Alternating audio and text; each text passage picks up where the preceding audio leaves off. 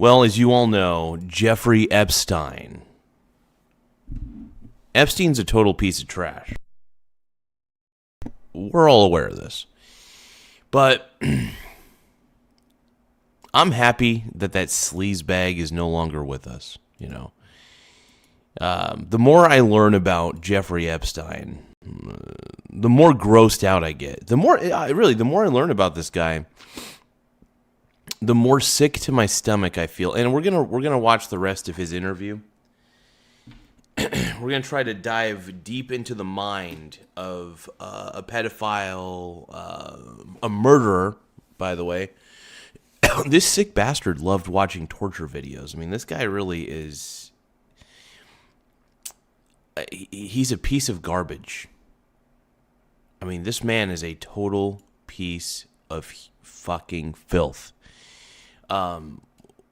One of the worst human beings of all time, Jeffrey Epstein. And, yeah, I can say that I'm happy he's no longer around.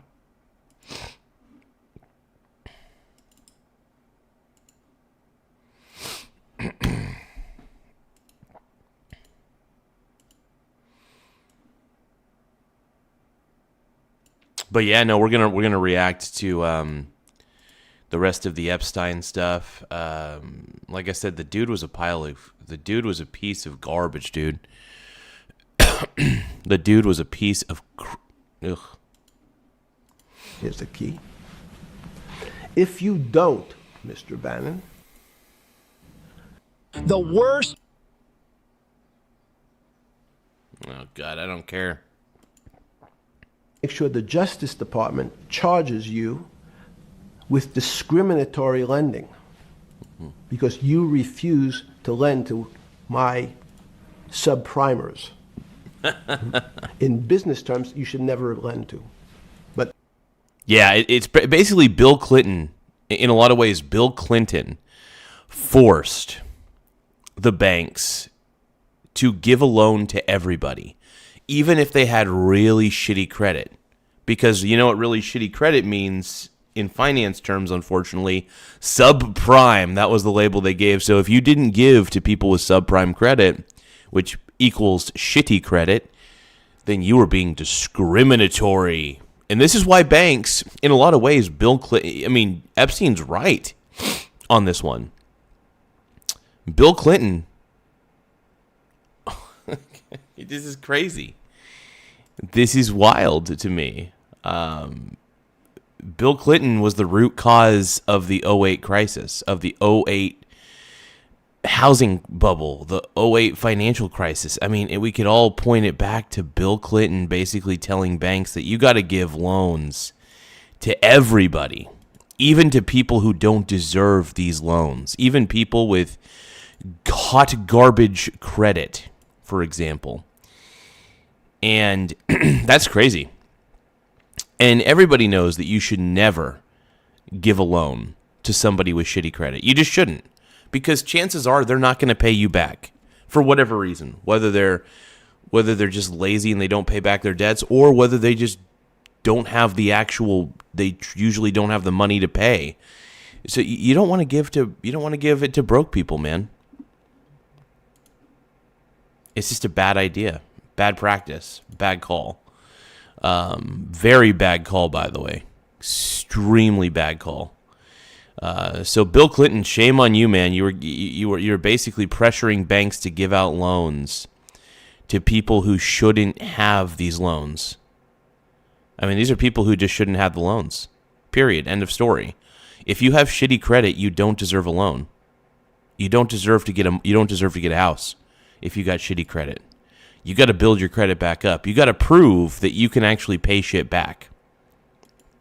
The whole goal is to prove that you could pay your shit back. That's the whole goal. Let's keep going. Hey, if you guys can, tap the subscribe button, tap the like button. We're trying to get to 1,000 likes. You heard me. We're trying to get to 1,000 likes on this video. So if you can, tap the like button and tap the subscribe button as well. The more subscribers we get, the better. It does help the channel grow. What we'll do is I'm going to form an agency called Fannie Mae and Ginnie Mae, just another agency names. They'll guarantee your loan. So don't worry. Don't worry. You don't have Don't worry. Be happy. Take the loan, dude. Yeah, exactly. So the banks actually had a lot. So it's funny because the banks also ended up having a lot of incentives that even if these loans went bad, Freddie Mae and Freddie Mac or whatever the frick those agencies are, will back you up, dude. Don't worry. You'll be fine. You'll be fine. have to pay it back anymore. You'll be fine. Even though and maybe you don't even have to work as hard anymore. That's probably a harsh statement, but these players, these two big firms, Fannie Mae, will guarantee the fact that that bank That's crazy. will receive its money. Thank you guys for subscribing to the channel. I want to give a shout out to everybody who subscribed in the last, well, not everybody, to some of the people who subscribed within the last 10 hours. We'll just give a shout out. Loud. These are just some of the people who subscribed to the channel in the last 10 hours. And I want to thank you all for being so sexy and being so cute. You're so cute. Laugh out loud. Now, the bank says, wow, best deal in history. I refused to lend to Mr. Bannon, but now he has the big brother, his Uncle Sam. He went to his Uncle Laugh Sam, out and Uncle loud. Sam says, I'm guaranteeing it. The bank says, I want everybody. Give me as many people as you can. Yeah, and then so basically, yeah, it didn't even matter if you had a job, no income, no job, Laugh out shitty loud. credit. I mean, anybody. Feline Gaming says, Jorkin it, what up, brony? My brony bro, dude. Hey, make sure you tap the like button, you guys. Anybody coming in, tap the like button, man. If you're not Laugh out subscribed, oh my God, please subscribe to the channel. Yeah, yeah, yeah, yeah. Yeah, yeah, yeah. Goddamn. Laugh out loud. Give me. Because Uncle Sam is the best credit in the world. Not only it's the United States government. We'll take it all. We'll take as much subprime Laugh out loud. as we can handle because it's the best investment for the moment. It's a strange investment because it has politics that has inserted its way into the numbers. It's funny because Laugh out loud. the irony is that Jeffrey Epstein actually, even though I firmly believe that Jeffrey Epstein is basically the devil, he understood financial markets whether you want to admit it or not, you know. Laugh out loud. And Jeffrey Epstein's a piece of garbage, but we're going to keep reacting to this stuff, man. Politics doesn't belong in the markets, but now we're going to have. And by the way, if you're wondering why I'm reacting to half of the interview, Laugh out loud. the last half, so I already reacted yesterday to like 50 minutes of this interview, and now we're reacting to like basically the last hour of this interview, just as a heads up. I want the votes. We'll make guarantees that you who can't get a house normally will be able to get a house from the bank. The bank says, this is the best deal in history. Hey, thank you guys for tapping the like button. Like I said, we're trying to get to 1,000 likes by the end of the stream. You heard me, 1,000 likes by the end of the stream. If we could pull that off, oh my God, that would be incredible. So anybody coming in, please tap the like button. We will package 100, 300, 1,000 of you subprimers, and we'll sell it off to somebody else. And the whole system becomes mired in subprime mortgages. That's becomes the What do issue. you mean mired? There's just too much supply. It's a supply-demand problem. You get too much supply. No, it's a very good question. What does too much supply mean? Well, then you get to people, go back to your first question to me. Government leaders. Government leaders know if they're good, and they can do mathematics, they can balance their checkbooks.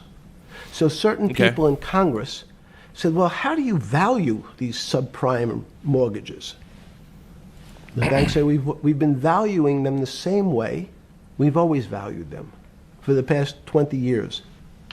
The accounting firms, there's something in this country called GAAP accounting, which is a standard type of accounting. And we account for them the Okay. same way we've always accounted for them. If we paid $1,000 for your Let's mortgage see. Yeah. All right. last night, when we put it on our books today, we're going to say its value is $1,000. Hey guys, thank you for tapping the like button. Like I said, we're trying to get to 1,000 likes by the end of the stream. So if you guys can, tap the like button. If you haven't subscribed already, please tap the subscribe button. We need you. Because I need you and I want you to subscribe to the channel. OMG, yeah, I want you now. Please subscribe and tap the like. Makes sense. I paid for it. What's its value? It's $1,000. That's what I paid for it last night. No. The Congress people said, that's not really a good answer, you know. That doesn't give us confidence that you know what you're doing. Because what happens if you have to sell it tomorrow morning? Yeah, it is kind of weird, huh? It is kind of weird hearing the guy speak because we've all heard of Epstein, we've all heard of Jeffrey Epstein.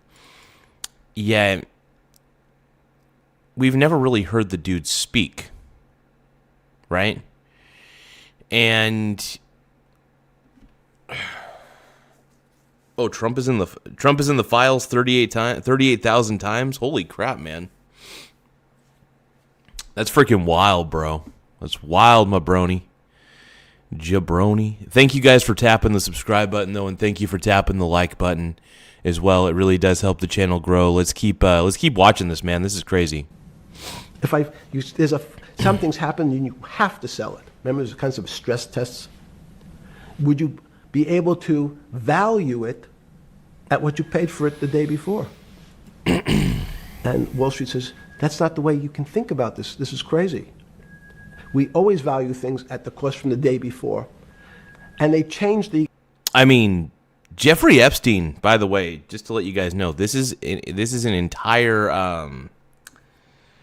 I got to admit, this is a masterclass in how the financial systems work. If you want... I mean, I think you're going to learn more. I think you're going to learn more about how financial markets work from this guy than you will from your college professor. In this one interview, by the way. This one interview tells everything you need to know, almost. The accounting method.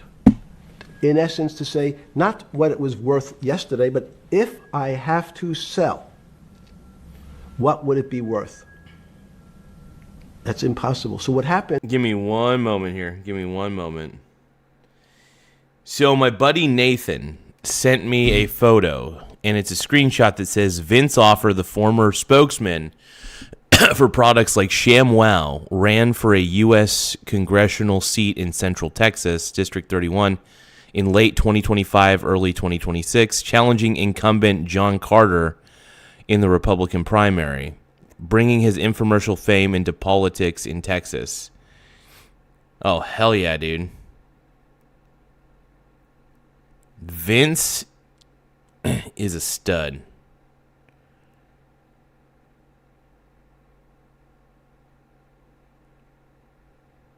Dude should be running everything in Texas.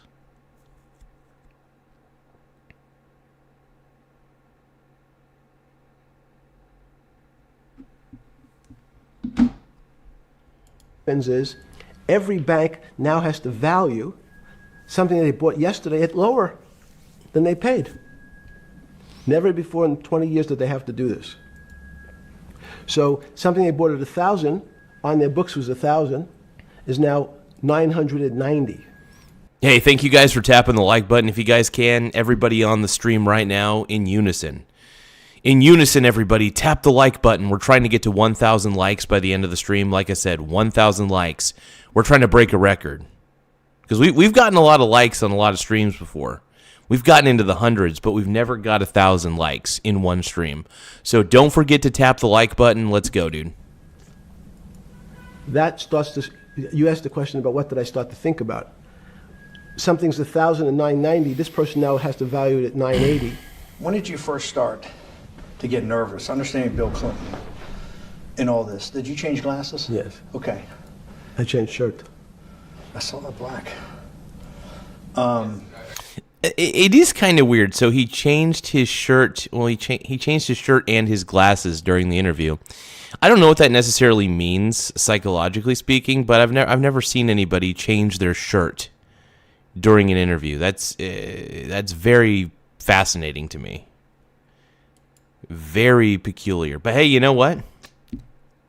F if I know, dude. F if I know. I don't know what the hell goes on in the mind of this psychopath.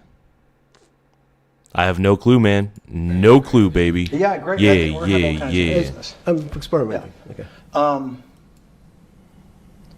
When did you get a feeling? Did you ever anticipate before it happened something like 2008 could happen? No. How could that be? It's the word I can beat it to death. Is that it's very much like would I anticipate I'll have a heart attack tomorrow? Delk, what are you talking about, bro?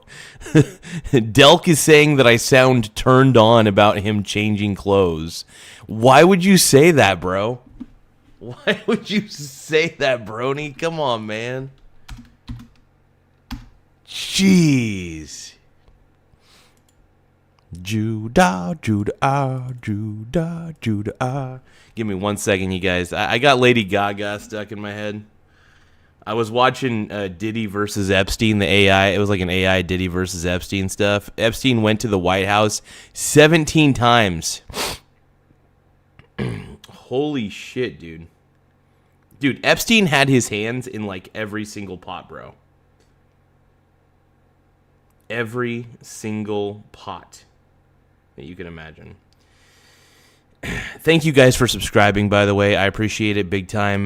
You guys are really helping the channel grow. Tapping the like button, tapping the subscribe button. It really does wonders for the body, mind, and soul. The more subscribers we... Hey, by the way, if you guys do end up subscribing to the channel, please let me know in the chat.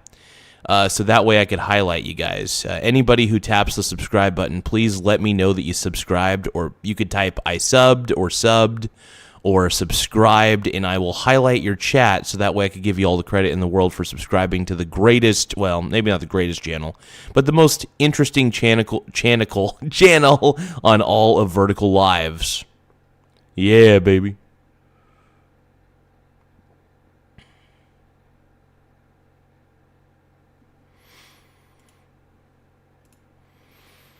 But yeah, I want to thank everybody for getting in on here. Let's keep going. Unlikely.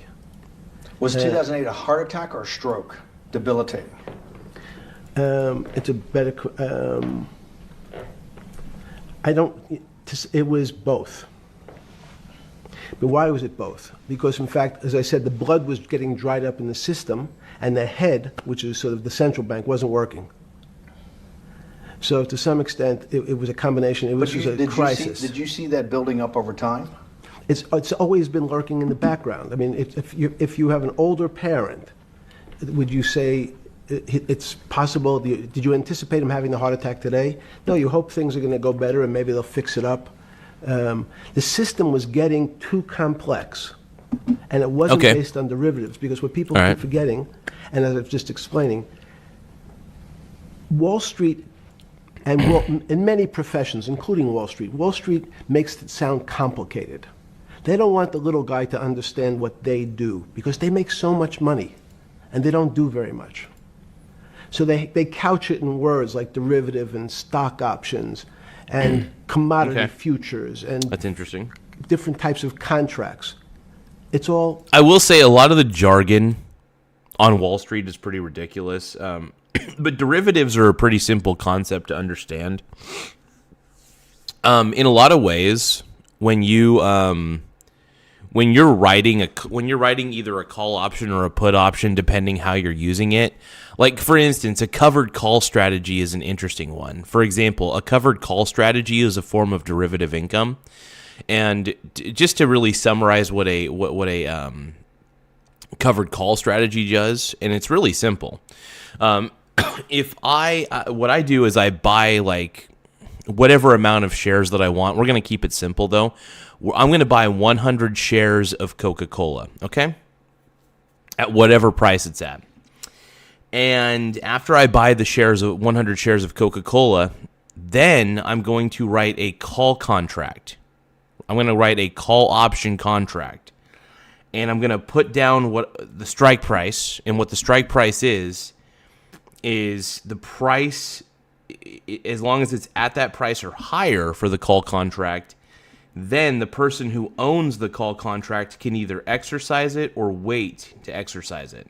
But there is a strike price that you have to get to or more, and there's an expiration date for the contract as well. Once the contract expires, it's basically null and void, and as long as it can expire, either you exercise it before it expires or you exercise it like right on the day of expiration.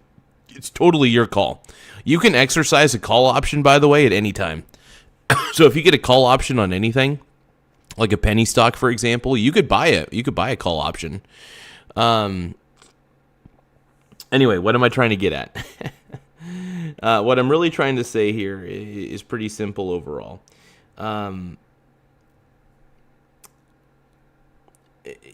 It doesn't, basically a lot of financial concepts don't have to be more complicated than they need to be. I think that there's a lot of concepts that just, they overcomplicate things. Even the covered call strategies, covered call, the first time I heard covered call strategy, I thought there's no way I'm going to understand this. Then I looked up, what is a covered call strategy? I was like, oh, this is simple. They're buying the shares, they're using the shares as collateral for a call contract that they write. And then they sell that contract at a premium, and that's where the derivative income comes in from the premium of selling. It's almost like selling an insurance policy to some degree, in a lot of ways. I mean, that is kind of one interesting way to look at it. Everyone is capable of understanding it. It is not complicated. Gaza. But Wall Street, because they make so much money from doing fairly simple things, needs to make it more complicated than it really is. That is the one thing I will say about Wall Street, is that a lot of these financial products don't need to be that complex. Because in all reality, they're not. A lot of these things are just not that complex. Straight up.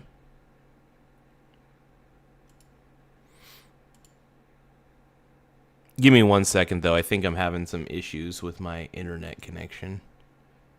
I may actually be having some slight issues with the internet. Hold on. Oh, I hope I don't have to end the stream because of my internet issues, dude. That would be so stupid. I don't want to, but if I have to, I'll do it. Hey, you guys, we're currently at 7,666 subscribers. Once again, we're currently sitting pretty at 7,666 subs. If you can, tap the subscribe button. We're trying to get to 7,700 subscribers by the end of the stream, so we're trying to see what we could do to make that happen. So, yeah, take the time to tap the subscribe button. It really does help the channel grow in more ways than one, and whatever you guys could do, it really does help the channel grow. All right, let's watch the rest of this Epstein garbage, man. Including Wall Street. Wall Street makes it sound complicated. They don't want the little guy to understand what they do because they make so much money and they don't do very much. So they couch it in words like derivative and stock options and commodity futures and different types of contracts. It's all fairly... Everyone is capable of understanding it. It is not complicated. But Wall Street, because they make so much money from doing fairly simple things, needs to make it more complicated than it really is. Oh, and by the way, if you guys are wondering what happens to the... Okay, so like, let's say I buy 100 shares of Coca-Cola, I write the call option, and I use those shares as collateral for the call option that I write and put out into the market, right? So when I put that call option... When I put that call contract out into the ether, there's two possibilities. Either it expires worthless and I get to keep the entire premium, or it is either exercised or expires worth. It either expires as worth something, or the person who holds the contract exercises it before expiration, right? So if it is exercised before it's expired or exercised on expiration, whatever. This is not financial advice, by the way, but I'm just explaining what covered calls are all about. So what happens is, let's say you sell the contract, and somehow the contract on the other end, the person who has it, they're able to exercise it, and actually they make some sort of amount of money off of it, right? Okay. So what happens in that scenario? Well, the reason that I bought the 100 shares to begin with was in the event that contract expires as worth something, I can use the shares that I purchased initially as the collateral. Because basically, if they exercise that call option, I have to give them 100 shares of that stock. So I end up giving them the 100 shares at that point. That's why I bought the 100 shares. And then once I bought the 100 shares, that's when I wrote the call option. That's when I wrote the call contract, right? And then I sell it out to the ether. We had a very big recession in the early 90s based upon real estate and Japan basically imploding. Let's again, Okay. you had a recession in the 90s. I don't know what it's based upon. It's always interesting to look back and say, separate from there's certain triggers, like there, in the 70s there was a... What do you think it was based upon, the 90s downturn? It's clearly there was a huge downturn. No, I know there was a downturn. That's what I know for sure. I don't... That's a fact. That's all. Everything else is sort of speculation about why did he have that? I understand that, but there's some speculation that has 0% probability of being true, and there's others that have 90%. In the range, Hell yeah. When you look at the range of alternatives of what could have caused it in 90, and what I'm trying to do is get you all the way up to 2008. Look, you're the smartest guy in the room, right? You know that. Do you think there's anybody in the world today? Oops, this is going to be a bad question. No, but do you, sir? Yeah, I don't know if... Here's the thing. I don't know if Epstein was always the smartest guy in the room, per se. But this guy really, really does understand. If you're trying to figure out who the smartest person in the room is in the world of finance, I'm not going to lie. Epstein seems to understand financial markets better than anybody. And I think it's because he's a little bit cynical. Not just a little bit. He's quite a bit cynical when it comes to the financial markets. And I got to give him props. I hate to say it, I got to give him his flowers. He understood the rot in the financial system, and he was being very, very truthful about it. He understood the rot, and he exploited it. Hey, if you guys can, tap the like button. The more likes we get, the better. So we're trying to get to 1,000 likes. So the more likes we get, the better. It really does help the channel grow.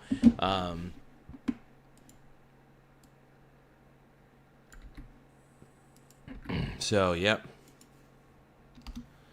Yeah, 1,000 likes, man. That's what we're trying to get to. We're trying to see if we can get to 1,000 likes very quickly on a particular stream. What up, Brad Stevens, my boy, my brony bro, dude? Hey, my favorite Fortnite player. I agree. I love this. Yeah, dude. I don't even play Fortnite, but I appreciate it. Thank you guys for tapping the subscribe button as well. The more subscribers we get, the better. It does help the channel grow. But thank you guys for tapping the like button, tapping subscribe. Let's keep on rolling, man. Let's keep on rolling, baby. But yeah, the more subscribers we get, the better. It does help the channel grow in a lot of ways. It helps my pee-pee feel a lot bigger than it actually is. So thank you guys.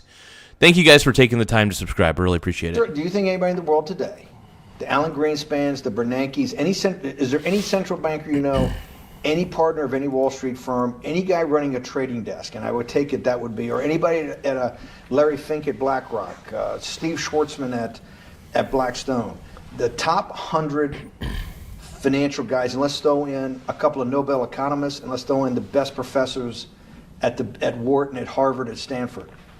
Do you think that there's anybody that understands money or understands the world's financial system as good as you? There must be. But there's always somebody who understands it better than, there's always a bigger fish. And I think in this instance, I think Epstein realizes there's always a bigger fish. There's always somebody who understands this stuff far better than I could. And I think, honestly, I hate to give this guy any credit, but I do got to give him props for how humble he is on this one.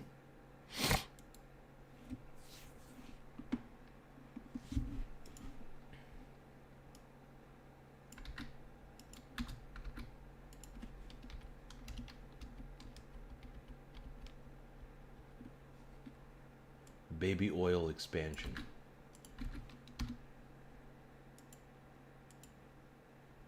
I just can't believe he got kicked off of Xbox Live, bro.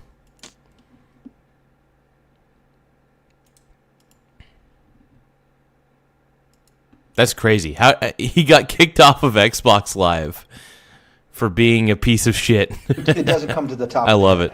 No. Okay, fine. Now that now that I've gotten that, let's go back to 1990. In that arc from the fall of the Berlin Wall to 2008. Good. Caesar Milan, how to add years to your dog's life. Sardine.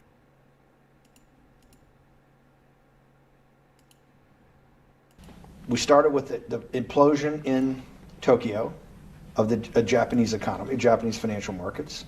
We had the huge run-up in internet stocks, right? We had the implosion of that in 2000. The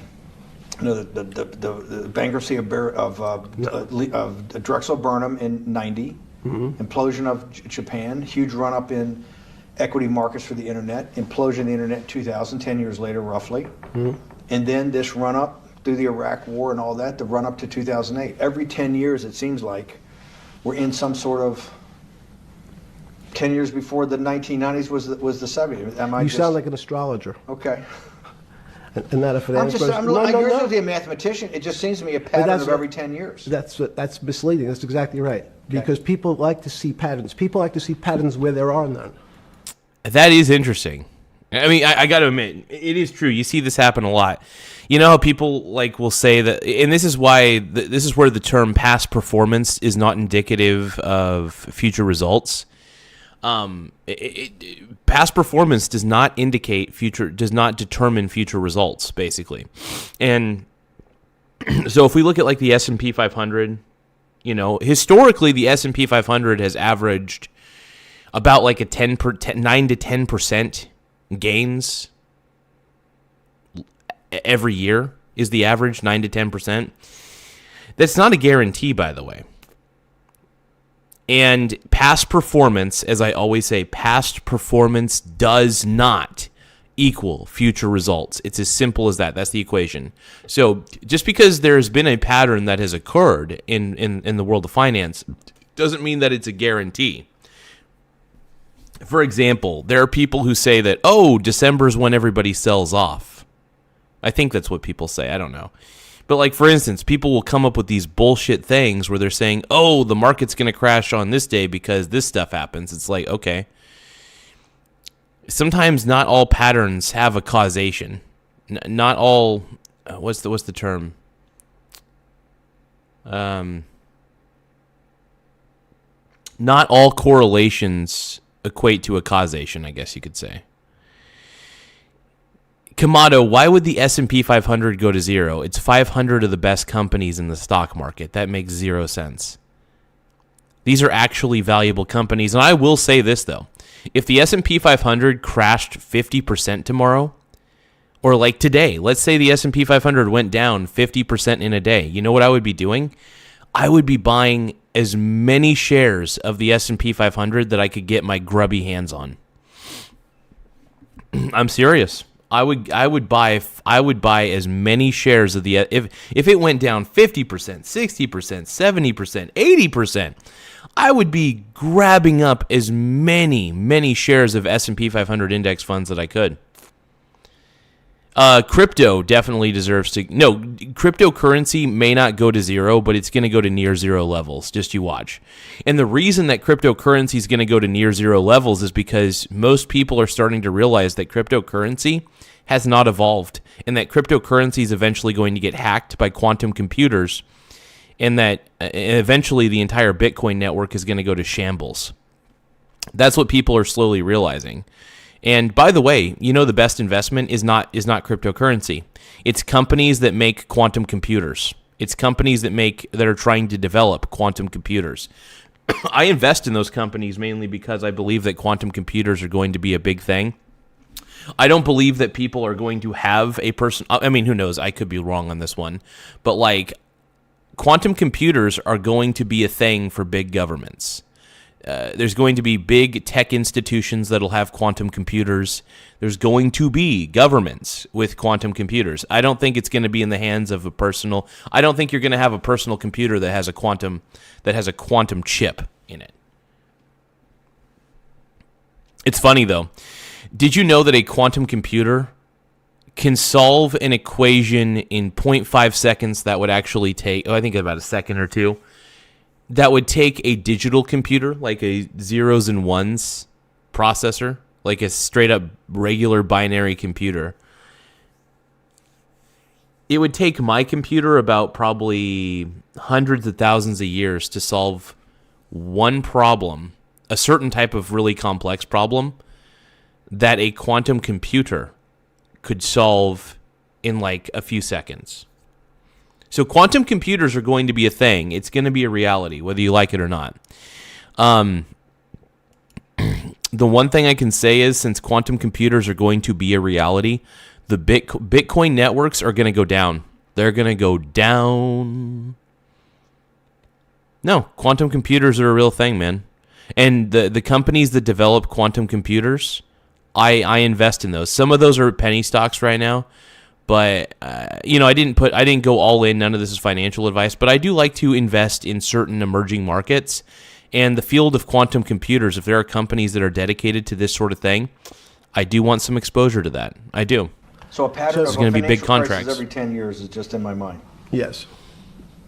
Long-term capital that had to be bailed out back in the late 90s. When everybody panicked. And that wasn't that bailout today would look small, and it was Just remember, when everybody's panicking, that is honestly the best time to invest. When everybody panics, that is honestly the best time to invest. Straight up. That is traditionally the time that I invest. Every time the world is panicking about something, I'll be there to invest. Straight up. Enough said. That's all you need to know.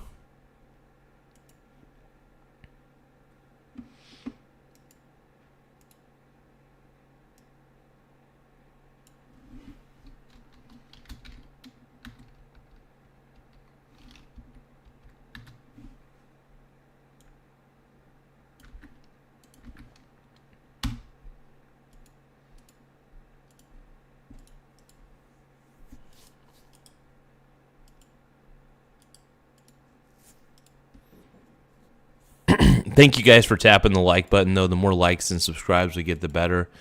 It does help the channel grow in a lot of ways. So let's keep going, man. $5 billion, or was $30 billion. Businesses fail all the time. But they long-term capital, the Federal Reserve stepped in. But I'm saying people go bad. Things go bad all the time. Yes, you're correct. The audience that's watching this, the little guys, they go bankrupt all the time and nobody gives a shit. You know why? They're a little guy. But when long-term capital management goes bankrupt, or Bear Stearns goes bankrupt, or Lehman Brothers goes bankrupt, people care because it's an unfair characterization. Why do you say that? Because again, it's the complexity of the situation. If you think about you have a complex system. You have your body. Now, in fact, the little guy is my finger.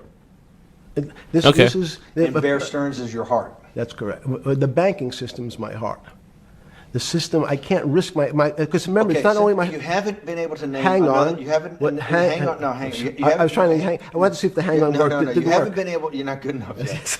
You're like junior wizard trying to do it. You haven't. Yes. I'll say, since we can't name another guy that's as good as you. There may be a couple out there. You're not bragging. You're humble.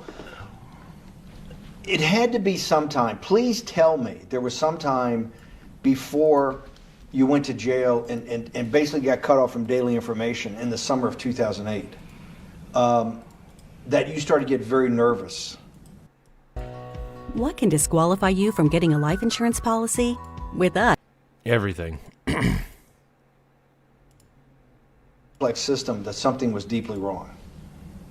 Okay, first, let's go back. When I say no one understands the system better than I do, It doesn't mean I You always understand. sound like a doctor. You're afraid he's going to get sued for giving a thing. Yes, you're not, no. you're No, not no, taking no. on any liability. There's no contingent Yes. liability here for Yeah, your no, answers. no, no. But the word understand is the problem. Okay. I don't understand the system.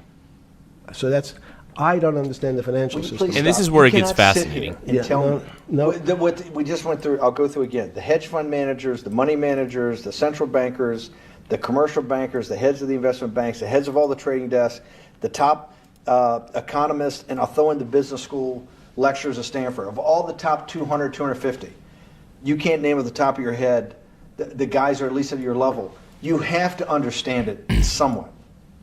No. Sorry. We all don't understand it. No one understands it. It's a miracle. That is kind of wild, man. I got to admit, that is wild to hear, man. That is wild to hear. And is Epstein full of shit on this one? I don't even know, bro. That's part of the problem. It's impossible to understand. That word understand simply means if this happens here, that will happen there. It's predictable. Understanding means it's predictable. It's not predictable. That's the problem. In complex systems, that was the fascination. Is there a way to tease out some level of predictability? So even No. In the fact, spread- you would ask the question. It's a great question, which was it a stroke or a heart attack? Now, most people don't know that before they were going to have a stroke, they had a stroke. They just have a stroke. Do they understand why? In hindsight, you go back and you can make lots of explanations that might sound good. And if you're talking to the working man, you're using language that he'll never understand. It's complex. So he, just like going to his doctor, he says he has a gastrointestinal problem, or he has diverticulitis, as opposed to saying, you had a stomach ache, you ate bad food. People don't like to say it in normal, everyman terms. The system had a stroke, and we don't know why. But you just, okay. Hardworking people, and there's a great social benefit, would you not agree, with having people having ownership in the system? When you say ownership in the system, it doesn't mean. Let's start over. Okay. So flip Sorry. over your phone too, because Yes. I don't want anyone to Yeah. on your phone. So maybe flip it down or something. Yeah. Yeah, who knows what the fuck comes up with that phone? That's correct. Which one has sent you? KSA. I can't not believe I've got the magic moment when you're in fucking prison or jail, wherever the fuck it is, It's in crazy. solitary. Now, there's a funny part to that we missed, which is said. Go ahead, tell it. The funny part is what you asked me. Is there anything funnier than that? No, For no. black humor, I don't make any black comments. Sorry. You asked me what I was wearing. That's right. You're too wrapped up in the Me Too movement. Yes. So I was wearing a brown jumper and a brown pair of pants given to me by the jail with the word trustee on the back. Because you had qualified to be a trustee? Well, the funny part was it was spelled Trusty. So I wasn't really sure. I'd been a trustee in many different operations, but it was the first time it was actually printed on my back and spelled incorrectly. That's crazy, man. Probably had a higher level of being a trustee at that than you had at all the boards that you were trustees, right? Yes, right, because as the trustee meant you get two devices to clean your toilet as opposed to one. Yeah, but it also meant that you had some sort of personal fiduciary own responsibility for oneself, right? In the jail? You mean? Well, that's what being a trustee is. That's where they give you two. Yes, you get two cleaners. I was a trustee in the jail because I was able to teach some of the kids to help them get their GED. So that's how they gave me a trustee job. There's no time. I got to go back to this because I'm like a dog with a bone in this thing. Yes. You can't. There's something deeply fucked up with you. At least something. Well, we know there are. God damn, dude. This is like hindsight's 2020, man. Hindsight is 2020. Are things deeply fucked up with this you will get through in this film, Right. but you cannot possibly have sit there knowing that you came from nowhere, knowing that you went to the very top of what is considered outside of science and maybe physics, the thing people most admire because it's like alchemy, understanding high finance. to sit there in what will be the defining financial crisis of our time, like Black Friday or Black Monday, whatever it was, in the Great Depression, and be there at that exact moment, triggered in part by a firm that you used to be a partner in and knew intimately well, and it created much of your initial net worth because of, and know that you couldn't, someone who lives on a phone, right? Yeah. By the way, Bitcoin just went down. So what I'm doing is I'm kind of racking up on Bitcoin a little bit, just like buying $10 at a time. So my SBIT, my big tits, dude. Hell yeah, dude. Holy crap. SBIT's looking good. So what I'm going to do as Bitcoin continues to crumble, because we all know that Bitcoin is what? Clickcoin. And we all know that Bitcoin's a Ponzi scheme, but since I have the SBIT already, I want to see how high the SBIT can go. So what I'm doing is I'm kind of slowly trickle buying into Bitcoin, even though I don't believe in it. And I'm keeping SBIT, obviously, as a trailer. But my God, dude. Freaking silver. Silver's looking good. We all know that Bitcoin is clickcoin. We all know that Bitcoin's garbage. Gold is looking good, though, man. Gold is looking fabulous. And we adored the fabulous. Whoa, when we were young. When we were young. The world seemed so cold, careless and bold. We did what we were told in our lives. Not when you're young. Because you do live on a phone, right? Correct. You had to collect. Laugh out loud. Just 2 collect calls. You cannot.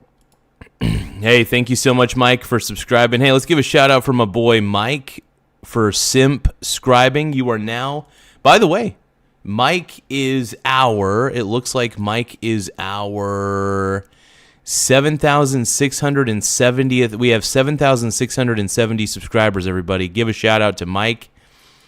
Thank you so much, my brony brother, for subscribing. The more subscribers we get, the better. It really does help the channel grow in a lot of ways. So, yeah, keep tapping the like button. Keep tapping the subscribe button. Keep doing your thing, you guys. Let's keep watching, man. It's crazy. Tell me sometime during that day. Our bookstore is like a portal. It's neo-Victorian, it's steampunk. And we wanted our Wix website to be too. I'm Jenna. And I'm Josh, and we're the owners of The Last Bookstore, California's largest indie bookstore. Weak. You did not have that conversation with yourself of how the fuck did I do this to myself to put myself in West Palm Beach in a 6x9 cell with a metal fucking bed with a brown shirt that said trustee spelled wrong. So did I find it amazing that I was there? That's Not amazing, and I don't want to say it's not funny. Oh, I thought. Did he find it amazing? Here's the thing about Epstein. I don't think he believes he's done anything wrong. That's the problem with Epstein, is he doesn't believe he did anything wrong. It's clear he did a lot of things wrong, but he himself doesn't believe that he did anything wrong. Thank you guys for tapping the like button, though. The more likes we get, the better. It does help the channel grow. So tap the like button, and if you can, tap the subscribe button, because we're really making a lot of headway on YouTube. So the more subscribers we get, the better. We're trying to get to 4,700 subs. Sorry, not 4,000. My bad. 7,000. We're trying to get to 7,700 subscribers by the end of the stream. We're currently sitting at 7,670. All we need is 30 more subscribers to hit 7,700. So whatever you guys can do to tap the subscribe button, become a subscriber in any way, shape, or form, I mean, we greatly appreciate it on this stream. I wasn't funny. Right. But Not amazing. It was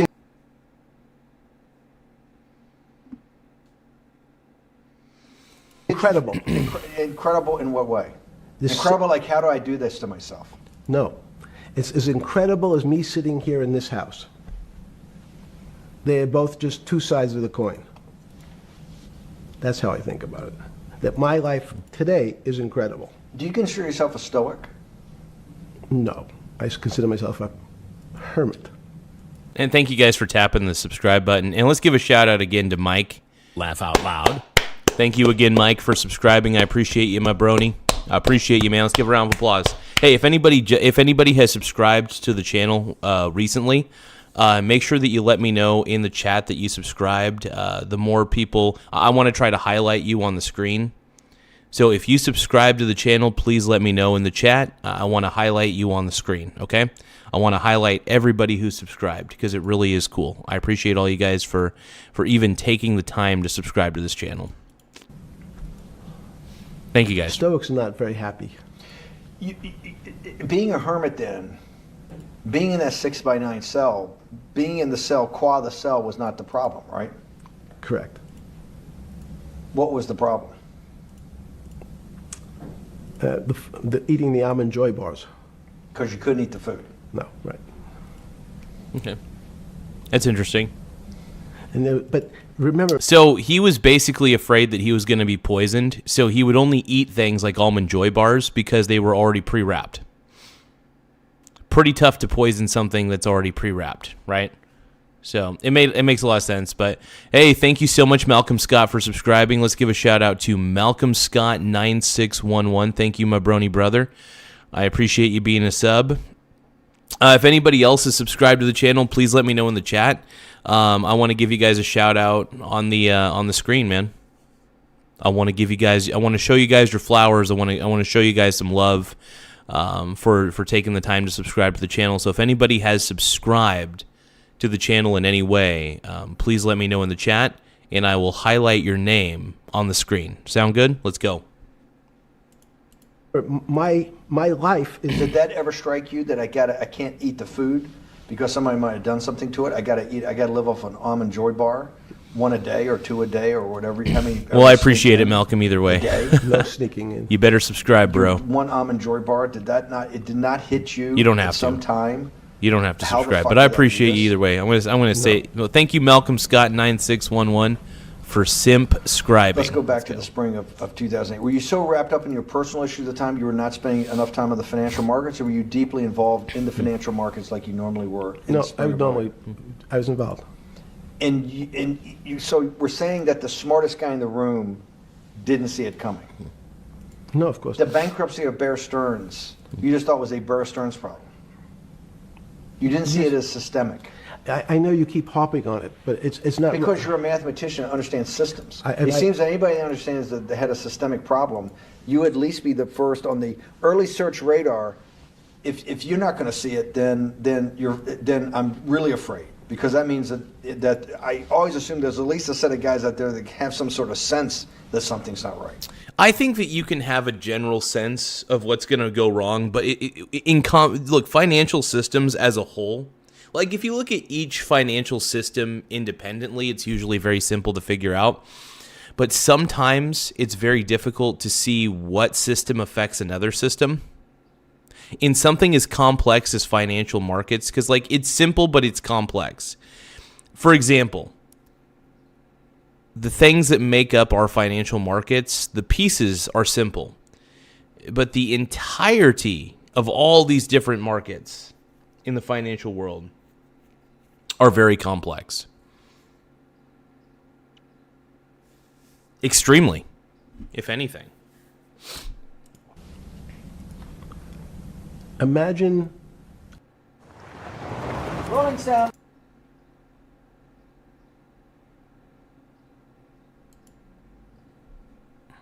Stroke or had the heart attack. When you ask him, did you feel funny the day before? He's going to tell you, yeah, I didn't feel right. Something was off. I didn't feel right. I had my stomach was right. I felt a little dizzy. I felt a little weak. But if you asked him that day before, do you think you're going to have a heart attack tomorrow? He'd say, no, I just feel a little weak. I'm a little dizzy. My stomach hurts. So these systems, and that's the issue of complexity. What complexity says is that, in fact, everything seems to go along, and people have seen it. One of the great examples of complex systems is sand dunes.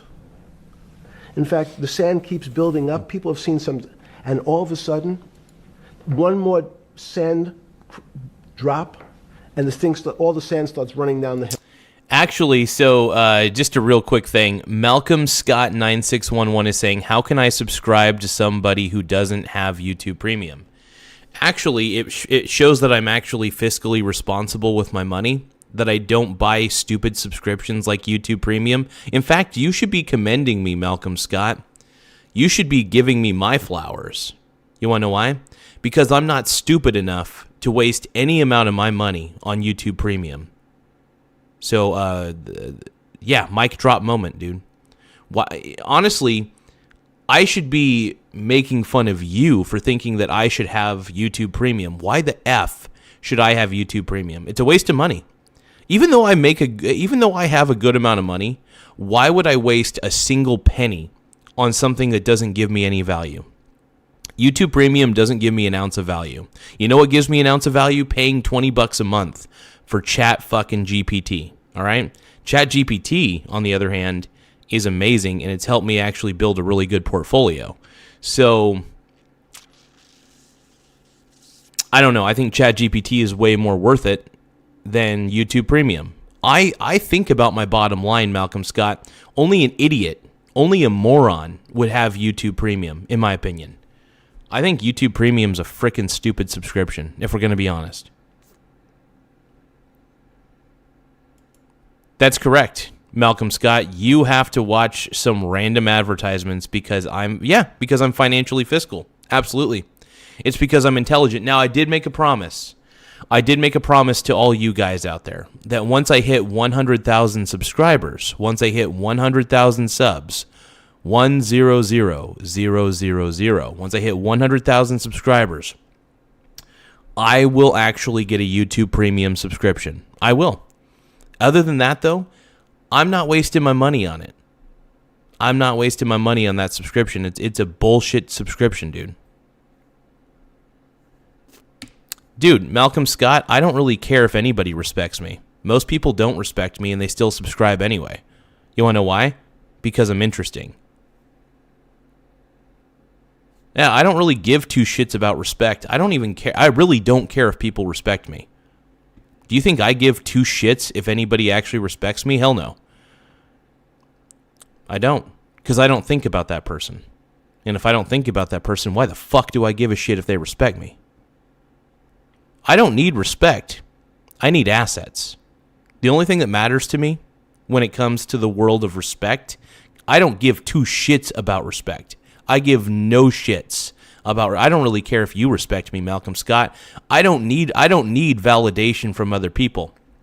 The only person I need respect from is myself. If I can respect myself, that's the only respect I need.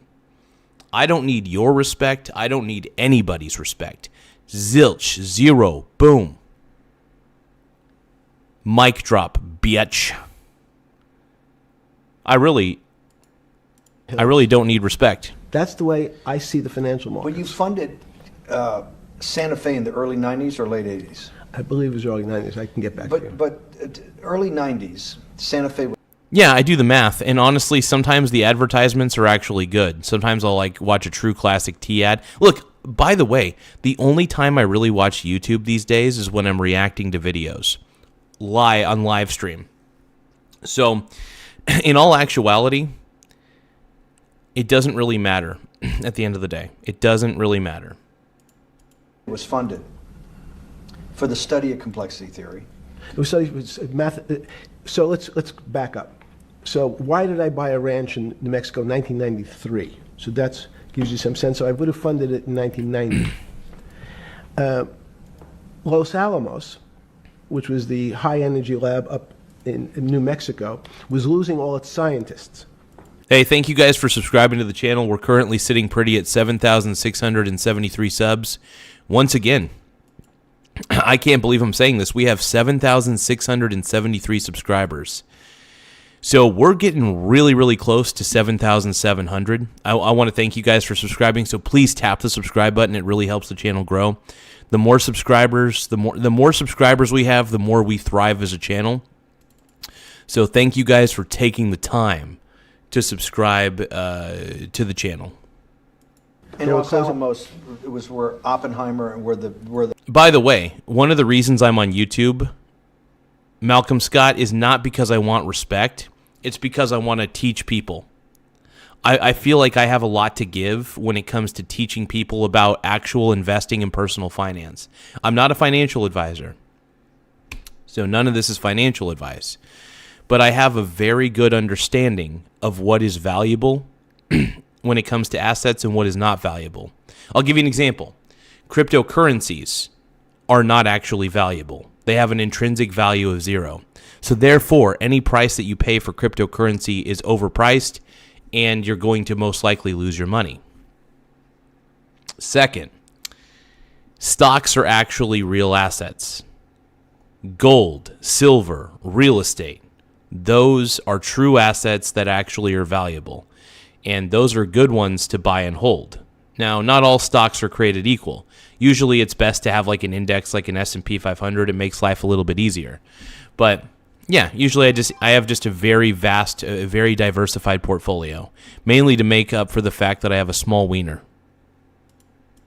a lot of the nuclear weapons program, the bomb. That's from the Manhattan Project. Manhattan Project was as Los Alamos, and you bought your property out in New Mexico to be near that? Yes, because the scientists were going to be, they cut the funding for high energy physics. But the people who worked in Los Alamos would still be in the Santa Fe area. They cut that because the end of this was the Cold War dividend, right? I don't remember exactly why. It was because, again, people thought that physics and high energy physics really wasn't that important. Because that was about nuclear weapons. No, it was because they decided it was maybe not right. This was the same time that Murray Gell-Mann came up with the term quark, Q-U-A-R-K. Ah, quarks. Quark. So in particle physics, the term quark, so when you're analyzing like a particle of any kind, whether it's a proton, like if you analyze a proton, for example, a proton is composed of little pieces, little things called quarks. And this is like with everything. Everything has specific quarks, and it's so funny. We still technically don't, in the realm of particle physics, we have theories, obviously. We can't really truly fully test them because it's very tough, but I love the studies I love the discoveries they figured out in the world of particle physics, and a lot of it is still a mystery, man. It's very tough to analyze things at that small of a scale. He picked it out of an old poem, the word quark, but it was mysterious. So they were starting to understand in the 90s that in our world of the physics world, there was... Song Jones is saying, Michael Jaquan, what's up, Song Jones? How you doing? How you doing, my brony bro? Things that were just unexplainable. They called it strange things. You gave it a name. You're a pink brony bro, and you dance at the gay club, oh my God. You gave it some characteristics. You called it had charm, was one of the terms. It had a charm, it had a flavor, it had a color. But nobody really... Hey, thank you to everybody for tapping the like button, man. We got a lot of likes in a short amount of time. If we can, let's see if we can get to like 1,000 likes. Hey, who knows? Anything can happen, man. So if you guys can, tap the like button. It really helps the channel grow. It really pushes us out on the algorithm. And we're really studying. We're sadly getting a master class from this creep on finance, but we're gonna watch the rest of this interview, man. I did tell you guys that I was gonna watch the whole interview, even though I watched part of the interview yesterday, and I'm finishing the rest of this interview today. No one. Switch to TurboTax and file your own taxes.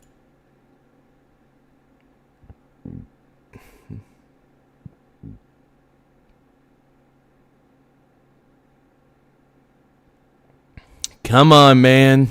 Come on, bro. You're a pink brony bro, and you dance at the gay club. Just like the financial system. And you wanted to investigate that? I wanted to see if we could build tools so others smarter than me could help investigate it. And that was the beginning of your concept of the Santa Fe Institute? Yes. And Santa Fe Institute was founded to do study in this type of... Can these areas of strange things be described by some form of mathematics. Yeah. So that's what I'm trying to get at. The foundational thought, the organizing principle of Santa Fe Yes. in the high physics lab at Los Alamos, Right. which had been the headquarters of Manhattan and the Trinity Laugh out Project, loud. right? The bomb. Yes. So you're talking about the elite, the high priest Of physics. of physics. Yes, sir. Which high priest of physics. Hey, thank you so much, Sally Mars Martinez. I'm going to put your name back up on the screen. Laugh out loud. Hey, to everybody who subscribed, sometimes Streamlabs doesn't always capture the name properly. So to everybody who is subscribed to the channel, can you please let me know that you subscribed in the chat? Like, if you go into the chat and you actually subscribed to the channel, type I subscribed or I subbed or subbed, something that indicates that you subscribed to the channel. And what I'll do is I'm going to highlight you on the screen because I really want to say that I appreciate you for taking the time to subscribe to the channel. It really does help the channel grow. And we're getting more and more and more subscribers every single minute. It's crazy. Like, the amount of subscribers that we're getting every minute is crazy. Like, it's wild. Like, it blows my mind. William Murphy's 7888 says, did you get my sub? I don't know. I can't tell if you subbed, so I'm just going to use the Irish honor system. Thank you, William Murphy 7888, for subscribing. I'm putting your name on the top of the screen. Anybody else who subscribed, please let me know in the chat. I'll be more than happy to put your name up on the board. Some subset of that is also mathematics. Yes, they're both similar. Project out. One of the tools you want to do is to make sure that in this complex system, the finance system, I'm doing a lot of this for philanthropy and a lot for the good of mankind, but also to be able to understand this complex system, the most complex outside of maybe our body, of the financial world. Yes. Did they create tools, or were you smarter in than the mid-aughts 15 years later than you This had is been crazy, then man. because of work that was done at Santa Fe? No. It was great. But in fact, most of the money, most of my philanthropy in the area of, can you describe things that appear to be unexplainable by mathematics, and can you fund people who have new ideas? And unfortunately, when someone thinks they've been able to, there was a man, Stuart Kaufman, when they think that, okay, I figured out how to be able to predict the unpredictable, what appears to other people to be unpredictable. But my system, in those days it was called genetic algorithms, can predict what things will happen, and they all want to make money. So they use their systems to try to figure out, they know they have figured out the way to make money because they figured out the other. I mean, this is crazy. You know, one of these times I need to start studying, I need to start reacting to more Warren Buffett stuff. Obviously, I'm not comparing Epstein to Warren Buffett in any way. They are both different kind of financiers overall. But yeah, crazy. The more I learn about Epstein, though, the more sickened I am, the more grossed out I am. This guy's just a sick piece of shit. The dude is not a good dude. Epstein is a pile of trash, dude. Oh, man, the markets are crashing hard today. 144.66, damn. It's not bad. 69, all right.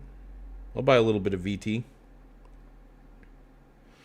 I mean, I would rather buy VT on the dip than anything. If the markets are down 1% for the day, I'm definitely buying.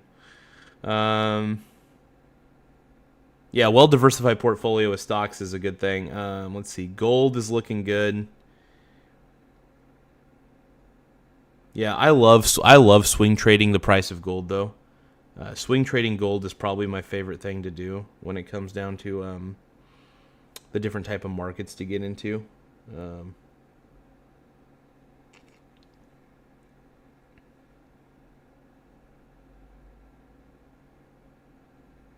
Give me 1 second, though. P-Silv. What's P-Silv doing? 28. Oh, wow. Might buy a little bit on the dip. Why not? Let's do 26.81. No. See if it dips a little bit further. We'll see where silver goes. We'll see where silver goes. If silver goes up on it goes down on a bear run. I mean, I made a good amount of money today on silver. unexplainable. So, what I do is I swing trade silver and I swing trade gold. I also swing trade the equities markets, like I swing trade the VT. Yeah, I love it. They try, they go bankrupt, and we start again. So with a cold view, what I've come to realize is that the attempt to mathematize, formularize. Hey, thank you guys for subscribing, by the way. I want to give Sally and I want to give Laugh out loud. Mike their flowers. These are people who subscribed within the last hour, so I want to give their flowers, dude. Yeah, it is really weird hearing Epstein's voice, because we've heard about Laugh out Epstein loud. all these years, but we've never really seen him talk about anything. By the way, if you guys have subscribed to the channel, like if you subscribed very recently, make sure that you let me know in the chat, so that way I could put your name up on the board for subscribing. I want to just say thank you. I like to give people their flowers, especially if they've taken the time to subscribe to this channel. I just want to say I really appreciate you. I really do. I appreciate everybody who takes the time to subscribe to the channel. It really does help the channel grow in more ways than one, and you guys are amazing. I want to say that right now. You guys are amazing. Or what in your prior world, to understand what really is, in today's world, still unexplainable. Experience is everything at Klamath Falls Toyota. They're miracles. Your first head of Santa Fe was Christopher Langdon, I think. Langdon from But Australia. Murray Gell-Mann was Murray really Gell-Mann was the the funder. he He was- was the Yes, rock. Yes, he was the rock. He was a Nobel Prize winner? Yes. Yes, and a wonderful guy. He came out and helped us with the Biosphere 2 project. He came with Chris Langdon. Yeah. Chris Langdon was the operator, the day-to-day guy. Chris was doing artificial life. Right. Murray tried to lead his own artificial life. Yes. When Chris came to Biosphere 2 for the first Crazy, man. big conference Crazy. we had in 1994, he was one of the most impressive guys there among all the world's elite. Kew Gardens, the Lawrence Livermore lab, the labs at Sandia. Hey, if you guys think that Epstein is a total piece of garbage, tap the subscribe button. If you guys have read into some of these Epstein videos, like if you guys have watched some of the Epstein videos and you guys are totally sick to your stomach, please tap the subscribe button. Subscribe to the channel. The more subscribers we get, the better. It does help the channel grow in a lot of ways. So I just want to thank everybody for taking the time to subscribe to the channel. You guys are amazing. And if you guys have subscribed, please go in the chat and say that you subbed, so that way I could put your name up on the screen, because I want to show as much appreciation as I can to people who take the time to subscribe to the channel. I really mean that. I want to take the time to appreciate you. Thank you, Haley. Haley, I think Hallie 100, thank you for subscribing. I really appreciate it. We're going to keep your name up on the board. Anybody else, if anybody else has subscribed to the channel, please let me know in the chat, so that way I can put your name up on the board. Hallie's name, Hallie 100, is up on the board. Thank you for subscribing, Hallie. I greatly appreciate it. More subscribers we have, the better, man. It really pushes us out on the field of YouTube, and it really helps the channel grow in a lot of ways, and it really gets us going. It really gets us rolling, man. All the major universities, Lamont Doherty, all the big Earth observatories, Woods Hole. What set Langdon apart, I thought, and the reason I invited Santa Fe to be part of it, was Langdon actually made a presentation that everything, and he was making this to scientists, a lot of marine biologists, a lot of people that are just beginning, Wally Broker and people who were just beginning the study of climate change, at that time called global warming. That he made this compelling presentation that everything's really mathematics. Hey, thank you. Let's give a shout out, by the way, to Alex, ALIX Dunaway. Thank you so much for subscribing to the channel. We really, I love it, man. I love it. Thank you so much for taking the time to subscribe to the channel. It really does help the channel grow in a lot of ways. So give a shout out to Alex. Laugh out loud. Oh, and she's on the screen too. Thank you so much, ALIX, man. ALIX DUNA, Alex Dunaway. Thank you so much for subscribing. I really appreciate it. To anybody who's taken the time to tap the subscribe button, make sure that you go into the chat and let me know that you subbed. Because if I know that you subscribed, I could put your name. If you let me know that you subscribed, I could put your name up on the screen. And we really appreciate it, man. We really appreciate it. Let's keep going. All just back to math. and you have to, all these experiments you do, you're not, one of the reasons they're not considered by the high priest in physics as being real experiments is that they don't have a mathematical basis to it, and everything has a mathematical basis to it. I mean, here's the thing. I mean, Steve Bannon's not wrong. Everything does have a mathematical basis to it. By the way, just to let you know, speaking of mathematics, we're almost to 7,700 subs, everybody. Woo! So we're currently sitting pretty at 7,680 subscribers. Once again, we're currently sitting pretty at 7,680 subs. I want to thank every single individual who has been part of this journey and who has really helped the channel grow. You guys, I want you guys to give yourselves a pat on the back. You guys have been instrumental in helping this channel grow to where it is. Thank you for subscribing, you guys. I really appreciate it. Yeah. John, thank you so much. I appreciate you, bro. Thank you for subscribing to the channel. I really appreciate it, bro. Proud Vacation Time 24/7. What up, my brony brother? It's good to see you. But yeah, thank you, Alex Dunaway, for subscribing. I really appreciate it. Let's keep going, man. Langdon seemed like a radical visionary. What happened to that concept? You go back 350 years. So you have Isaac Newton, you have Leibniz. From move forward, you have people like Heisenberg and Gödel, and what every one of those mathematicians and philosophers came to understand is that there's numbers can describe certain things, approximate certain things. But in fact, trying to put measurements and numbers on other things that are really unexplainable. Hey, let's give a shout out to Keith. I want to give a shout out to Keith Carreri. Thank you for subscribing to the channel. He's a new subscriber. Hey, if you guys let me know, all you guys have to do is let me know that you subscribe to the channel, and I'll highlight your name on the screen. I want to give you your flowers. I want to give everybody I can their flowers for subscribing. So all you have to do is let me know that you subscribed. All you have to do is type subscribed, I subbed, or whatever you want to do. Just let me know that you subscribed. So give a shout out to @Keith Carreri, Carreri. Thank you so much. Carreri? Did I actually say your Keith Carreri? Hell yeah, I actually got your last name right. Fuck yeah, dude. So Keith Carreri is a new subscriber. Karam Versing 007 is a new subscriber as well. So thank you, Karam Singh 007. I appreciate you, my brony brother.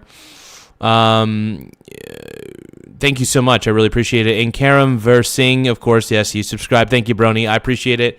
So Karam Versing and Keith Carreri, thank you guys for subscribing. I really appreciate it, my brony brother. You guys are amazing. Amazing. Amazing. And I'm a beta.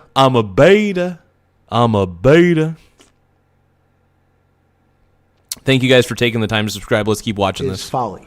Let's watch it. It's so 300 years ago they said that unexplainable realm was God. And I just built a budgeting app with Base 44. A budgeting app? Hell yeah, bro. Attempted, in fact, to explain the unexplainable. Who said, yes, I understand the unexplainable. Were charlatans. They were the occults. They were the astrologers. They were the con men. Alchemist. Yes. Well, no, alchemist was, in fact, they believed that there was a way to transmute one metal into another. In fact, they always wanted to see if they can create gold. There's no... By all technicality, if you want to create gold, you have to do the process of fusion. You have to fuse two nuclei together, basically. And the sun does that. Our sun actually does that, obviously. That's what a star does. They're basically little, they're fusion reactors. So they're the nuclei at the center, fusing together because of the intense gravity. And so the question is, can we create artificial fusion? I don't know. To be honest, I have no clue. I have no clue if we can create artificial fusion, but it would be very fascinating because if we had the ability to artificially fuse nuclei together, I mean, we would be able to create heavier metals. Absolutely. But it takes a lot of gravity. It takes a lot of matter to be able to, like, the sun is massive, and the reason it's a nuclear reactor is because of how massive it is. And also it matters that there's a lot of hydrogen available when there's a lot of hydrogen available, that helps a lot too, because those hydrogen atoms are going to obviously fuse together to create helium. Then, of course, they become bigger and bigger and bigger and bigger and bigger elements, and that's when eventually you get things like gold, silver, platinum. You get the heavier metals. So every single thing, every single piece of matter is thanks to stars. Thank you, stars. I appreciate you, bronies.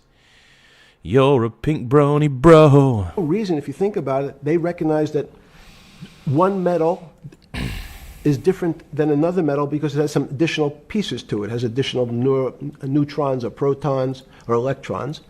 So because they thought it was a machine, they believed it was... Do you guys think it's possible to somehow do fusion?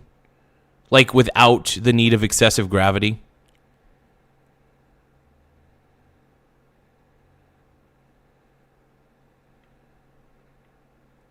You guys think it's possible? I don't know. Give me one moment, though. We're currently sitting pretty at 7,682 subscribers. Once again, we're at 7,682 subs. So if you guys can, we're trying to get to 7,700. So if you guys do subscribe, please let me know in the chat that you subscribe, so that way I could give you your flowers. I want to highlight your name on the screen. So all you have to do is let me know that you subscribed. That's all.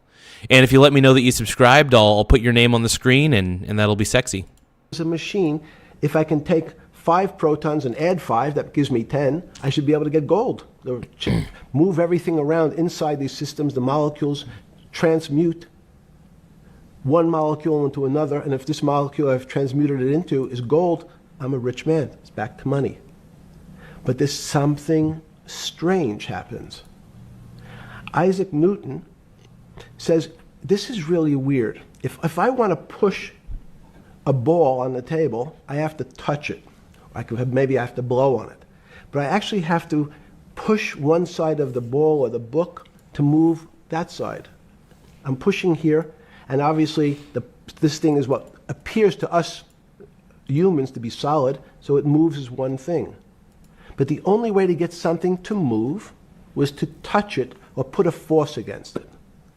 Okay, seems to make sense. Everybody has that experience. I want to lift a glass, I lift it. If I want to push a ball, I push it. If I want to pull a ball, I pull it. But he recognized when the ball fell off the table, it went in a different direction.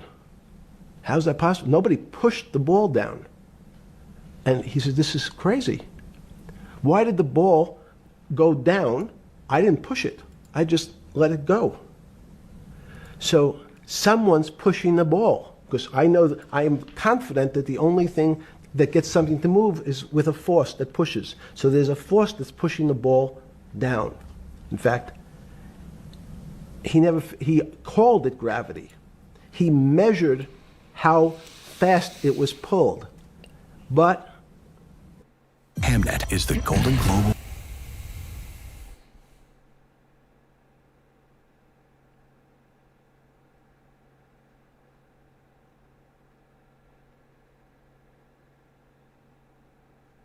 Oh man, these ads are so... Oh, not another stupid ad. Come on, I don't really want Tylenol, dude. I don't want Tylenol. Get this away from me, bro. Well, to explain why it happened. How is it? What is gravity? It's this... Everybody says, well, why did the ball fall to the ground? Because gravity took it. But what's gravity? That's, as Feynman would say, that's the name of the thing. We have no idea what it is. This goes to Santa Fe. They were trying to explain the unexplained. I mean, gravity's really just the distortion of space. And the funny thing is, people need to admit that space is actually something. Space is something. I mean, the fact that they talk about the fabric of space-time, space is something. It's not just emptiness. And I do believe that there is something to space. That space is something. Is it a measurable something? No. I don't know if we could ever measure space. But space is something. And if we know that it is something, then we know that we can manipulate it in different ways. Gravity is basically a manipulation of space because of matter existing. The sun creates it distorts space, right? Space is actually in some of the equations I've come up with that I've analyzed. I think you just need to treat space as an actual something, right? No, space is not matter. Space is not matter, but space is something though. What that something is, I don't know. Space is something though. It is something. Because here's the thing. If space was nothingness, let's say space was actually nothing, why can space be manipulated by mass? Why can the mass of an object actually manipulate the fabric of space? And if we call it the fabric of space, space is something. It means that space is something. We don't know. We don't know what space really is at the end of the day. It's not nothing, though. I really do. I do believe that space is something, straight up. And I think that needs to be in the equations. That space is a substance that could be, while we can't measure it, it's got to be in the equations a little bit more. Explainable. Can we measure? Can we figure out a way to predict the stock markets using these types of chaos complexity? Before we get there, let's walk back through it. Let's go back to Newton. And it's clear that space is being manipulated by large objects. I mean, if you look at what the sun is doing, the sun, by the way, the old law of gravity was that gravity was an attraction of masses. It's actually quite the opposite. Masses are actually not really that attracted to each other at all. They're not attracted to each other in any way. What gravity really is at the end of the day is space being distorted by an object. Even I, by the way, create some form of spatial distortion by just existing. My existence, I am distorting space a little bit too, because I'm the size of a planet. Let's keep going. Sure. Pre-Newton and then Newton. What did Newton solve that for millennia up to Newton had not been solved? And then I want to go forward all the way to Santa Fe of what they were trying to solve. Let's start with just two or three of the basic guys, but let's go with Newton. If you guys can tap the subscribe button, we're trying to get to 7,700 subscribers. If you guys end up subscribing to the channel right now, let me know. Go to the chat, let me know that you subscribed. Say that I subbed, subscribed, whatever you got to do. But please let me know that you subscribed, and then that way we can, I want to get your name up on the board. I want to get your name on the board. That's all I want to do, man. Because all I want to do is have some fun. I got a feeling I'm not the only one. All I want to do is have some fun.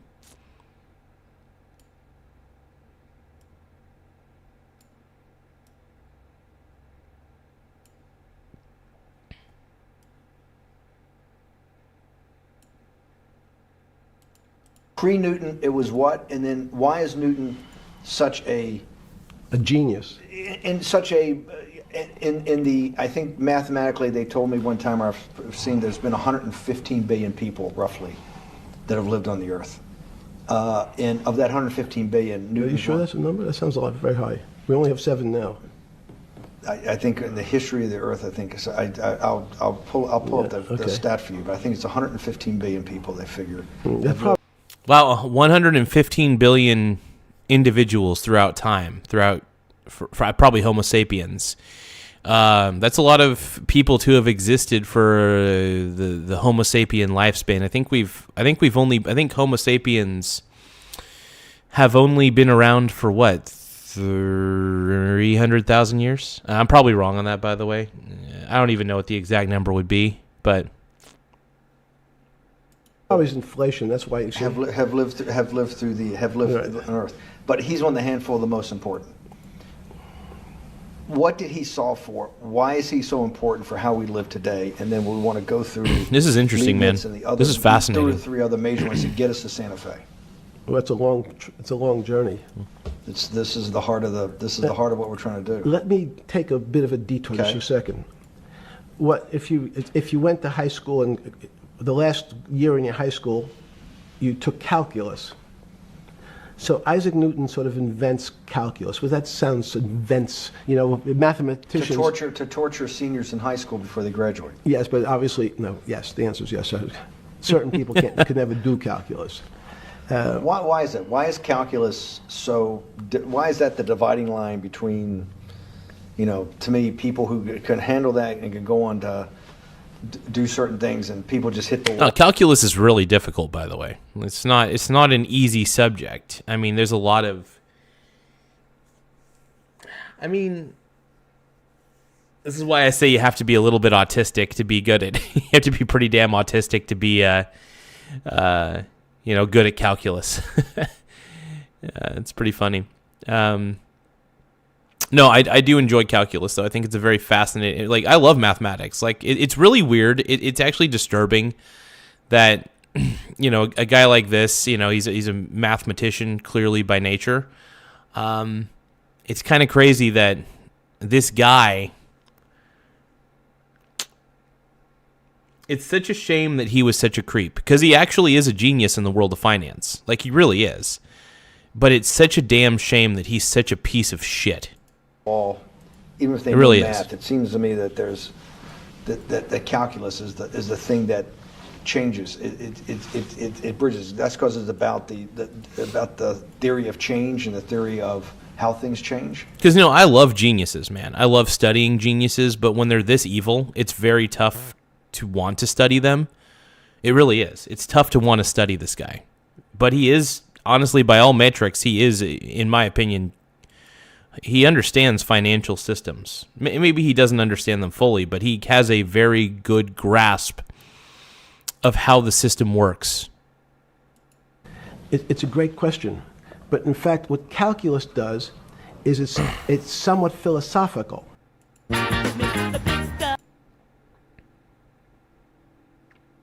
Now we're going to get a lesson on the philosophy of physics, the philosophy of calculus. This is going to be interesting, you guys. This is going to be fascinating. Mathematics is Newton wasn't a mathematician. He was called a geometer. That's what they used to call themselves. They understood geometry and numbers. But there's an old conundrum where it says during Pythagoras' days, Zeno's paradox it's called, where they said, well, if the wall is 2 feet away from me, and I take one step that's halfway to the wall, that'll be 1 foot away, and if I take another step that's half again, that'll be half a foot away, and then 1/4 of a foot, I could walk forever but never touch the wall. That's interesting. That is an interesting mathematical conundrum. Yeah. Sound realistic, doesn't make any sense in our real lives of the physical. But what Newton understood is many problems were like that. Many things approached the wall, or in calculus, approached the limit, but never really reached it.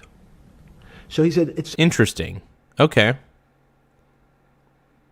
I love hearing the philosophy of certain mathematics. It's cool. Okay, you don't have to reach it. We can do lots of the mathematics as if it was so close, it was almost there. And we could do lots of mathematics almost being at the limit. And this is really important, Steve, for today. Because most of the science up until today was things that are starting to approach the limit. Okay. All right. You were taught in high school that... Okay, what the hell is... This is Ghislaine. Ghislaine is I think she's outside the door or something like that. What is Ghislaine doing, dude? What the F? If you had 1 divided by 0, if you remember your high school algebra, you were told, what's the answer to that? Is there an answer to 1 divided by 0? No, if you were in high school, I'd say, stay away from it. It's the boogeyman. You could write it down as it's undefined. Thank you guys for tapping the subscribe button. If you think that this guy's a monster, if you guys think that he's a terrible human being, tap the subscribe button. But if you do think that he's a genius, tap the subscribe button too. Look, the irony is he's a genius, but he's a terrible person. He was one of the worst men alive. This guy is a sick psychopath. The sad part is he understood financial markets, though. But yeah, if you guys can, please tap the subscribe button. It really does help the channel grow in a lot of ways. The more subscribers we get, the better. So I really want to say thank you guys for subscribing. The more subscribers we get, the better. If you guys do end up subscribing, please let me know in the chat. Just be like, hey, I subscribed, or I subbed, or subscribed. But yeah, if you guys end up tapping the subscribe button and becoming a subscriber, just let me know in the chat, and I will highlight your name onto the screen. So all you have to do is tap subscribe and let me know that you subscribed in the chat, and I will put your name on the screen because I appreciate you. It's not able to be determined. There's a bunch of things. But in fact, 1 divided by 0 is a strange things happen. It's a world of the strange. And what I'll explain to you after is that when you get 1 divided by 0, you get into a world we don't know what happens. The answer is it's not explainable. We can give it... Interesting. 1 divided by 0, obviously, it's undefined. I think the proper term is 1 divided by 0 equals undefined, I think is the actual... is how it truly goes. So it's not, we don't really know what would actually truly happen if you divide it by 0. Obviously, there's those memes on the internet that like, oops, I accidentally divided by 0, my bad. And then like a black hole opens up. We can call it things like undetermined. This is what we can have a convention to say it's X, Y, or Z. But in real life, we don't know what happens when you are actually at the limit. So that's Newton thought the same concept is that the limits were God. You got close to God, but you can never be God. It had this sort of religious interpretation. Yeah. Okay, I want to go back to Newton. Why is Newton such a big dividing line in...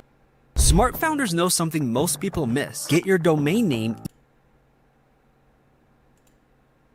History. What is it about Newton? What is it about what he's trying to solve? What did they not know beforehand? And what? Because we live to a degree in a Newtonian universe, although I realized later subparticle atomic physics, but at least for a while it was Newtonian. So what's the dividing line? Why is he so important? Why is he an inflection point in mankind's movement from the swamp to the stars? That's a great question. The stars were by Kepler. What Newton starts to allow us to do is to make accurate predictions. Remember that you guys, talked about don't forget to subscribe to the channel. Don't forget to subscribe. We need more subs. More subs, more rubs, baby. Subscribe, everybody. How bowling balls moved, how pool cues and pool table balls. People tried to solve that before Newton? Many tried it? Heraclitus or Plotinus, Pythagoras had these greats that we hear about, had they tried to solve the same problem? Not the same problem. They try to, again, what Pythagoras does, he starts to figure out this relationships in triangles. For example, everyone knows the a squared plus b squared is equal to c squared, that Pythagorean theorem, which is basically says these shapes in a triangle, each side of the triangle has a fixed relationship with the other two sides. Yep. That's strange. He knew, again, but it was all numbers. This was a system of things in the physical world, and Pythagoras says we can start putting numbers on things that help you predict how they will behave. You can add 2 triangles and make a square, some different shapes. They were looking at geometric forms. Newton says, well, I want to know how planets move. I want to know how things around me move. Can we find formulas? Can I find formulas that explain what I see in the physical world, how physical things interact and how they describe one another? Again, the fact that 2 solid masses, for some very strange, unknown reason, unknown today, attract one another, no matter what they are. People have seen the experiment. And I still don't believe that masses are actually attracted to each other. It's not just a belief. I mean, the more I study physics over the years, the more I realize that that space is the thing that we need to be. We can't measure space, obviously, so that's the problem. But the distortion of space that is created because matter exists is the reason why objects get closer to each other. That's all. All it is a distortion of space. I don't think the masses are ever attracted to each other in the slightest. In fact, if anything, the masses don't know each other exists. I do believe that there is a distortion in space that happens when objects of any mass enter the equation. Experiment, you hang of something, 2 little metal balls from a string. That's what I believe. They move towards each other. In fact, they move towards each other was a very specific. So when you drop the ball to the floor of this room, Newton says, in fact, the room came up a bit to meet the ball. The room moved. It's imperceptible. You can't really perceive that motion, but they attracted each other with certain ratios. So he started to be able to measure things in the physical world. And that was great advances. It also, now you wanted to move very quickly. Thank you guys for subscribing to the channel. I want to give a shout out to everybody who subscribed within the last 12 hours. I'm going to put your guys' name on the screen. So these are people, by the way, who have subscribed. Some of the people, not everybody, but here are some of the people. I'm going to highlight some of the names on the center of the screen. Some of the people who have subscribed in the last 12 hours. I want to give you guys your flowers. I want to thank you guys very deeply for subscribing. Let me put your names on the screen real quick, and then we'll keep reacting to Epstein while I flash your guys' name on the screen. Thank you guys for subbing. The more subscribers we get, the better. It does help the channel grow, so I want to thank everybody who has helped the Michael Garza Show leave its mark on YouTube. Let's keep going, man. Let's keep going. Unfortunately, most people, especially in the 20th century, 19th century, said, well, like Newton, let's measure everything. Laugh out loud. Let's measure people's behavior. Let's measure their psychology. Let's measure their health. You go to we could have my blood test. Let's measure everything. We measure Wall Street. Laugh out loud. Measure, measure, measure. Can we put a number on how much I care for my wife? Can I put a number on how I feel? Laugh out loud. I mean, what he's saying is interesting. And we got to admit, he was a sick son of a bitch. Epstein was a sick son of a bitch, but honestly, he did have an understanding of certain things that was pretty impressive. And I don't know where his perspective came from. He's a total piece of shit, by the way. But he understood, I think he actually understood complex systems better than he's letting people laugh out loud to believe. And I really do. I really do. Unfortunately, we try to mathematize the finer things in life and then recognize that there's things that unfortunately just fall laugh outside. Out loud. Schrodinger wrote a very famous book about what is life. He was trying to figure out a way, can he describe the difference formulaically between things that are alive and things that are dead? The answer is no. The things that are alive in my world are miracles, not magic. Magic has a bad connotation. We trying don't to believe hide in things. you don't believe in the spirit or the Laugh soul. out That's loud. what animates people, is your spirit or your soul. That's No. But have you ever seen someone die? When they die, their spirit leaves. Their soul leaves, no question. So in There's fact, no question to you about no that. question. There's no question. That's pretty interesting, man. Laugh out loud. To you that there is some animating Heck yeah. life force within us that leaves when you're dead. Yes, in fact, I refer to the soul. This obviously a certain the questions in the past, even during Laugh People out would loud. normally think you were soulless. So Thank you. But have you talk about you actually believe in it and have done some thinking about it is pretty shocking in its own right, isn't it? Well, again, mathematics, loud.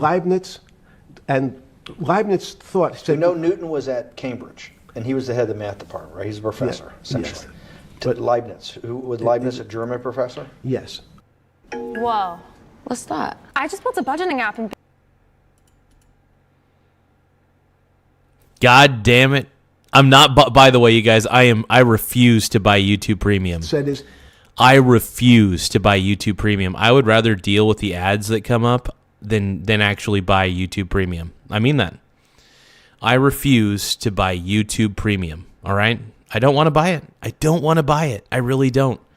I mean, the only time I'm going to buy it, the only time I will get the YouTube Premium subscription is if I have 100,000 subscribers. I repeat, once I hit 100,000 subscribers, then I will get YouTube Premium. Until then, please subscribe. Please subscribe to the channel. Let's go, dude. YouTube Premium is a waste of money, in my opinion. It is an absolute waste of money. Unless YouTube decided to give me YouTube Premium for free. Dude, I can afford, by the way, I can afford YouTube Premium. I would rather not waste my money. Why would I waste my money on YouTube Premium? Tell me why I would waste my money. Even if I was a millionaire, by the way, even if I was a freaking millionaire, I still would not want YouTube Premium. I would still say it's a waste of money. I firmly believe that YouTube Premium is a waste of money, even if I were a millionaire. However, I did make a promise to you guys that I would get it as a monthly subscription if and only if I have 100,000 subscribers or more. Straight up.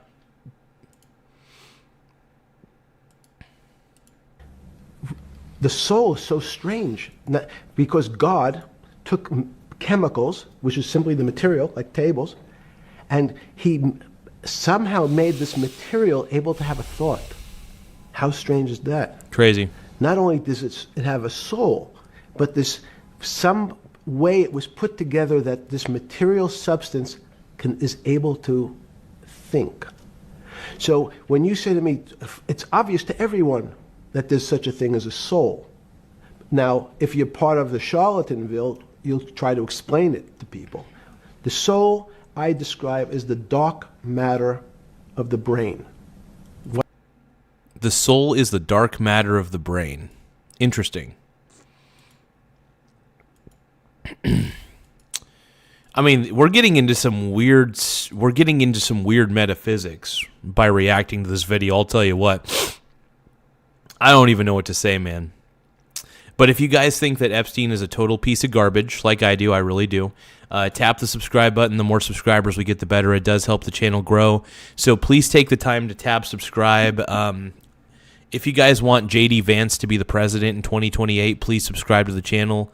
If you guys think that Jeffrey Epstein is a total piece of human trash and is a vile piece of scum, please tap the subscribe button. We're almost to we're so close to 7,700 subs. I can almost taste it, man. So please tap the subscribe button. It really helps the channel grow. Just tap it.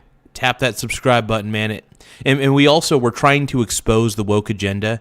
If you have woke fatigue, tap the subscribe button. If you have Tim Walz fatigue, tap that subscribe button. Let's go. Let's go, baby. Why is it dark matter? Because in high energy physics nowadays you hear terms of dark matter, dark energy. Again, terminology. It's a complicated term. Why is it dark matter? Because we can't see it. That's all. What do you mean you can't see it? Well, somehow we see something moving towards this area of darkness. Something, I can see this thing. This appears to me to be empty. It's just black. But I see it being drawn this way. So I say, well, I know if this were matter, that would follow that equation. If this was solid, it would explain the way this particle moves. But I can't see anything here. So I'll just call it dark matter. And I'll say, I don't know what it is, but it behaves as if there was something there. The soul is obvious to everyone. Okay. That there's something different between things that are alive and things that are not alive. But we have no idea what it is. It's currently unexplainable. I believe we need an entirely different system of analysis to try to figure out. But Sorry. No, with Newton, with all his chemical studies and things he worked on the spiritual side, Leibniz that just talked about the soul, Schroeder talked about what is life.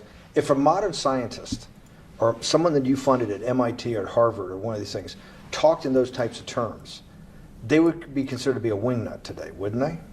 They would not be. They would not be on the path for tenure, right? Unless they were in the philosophy department.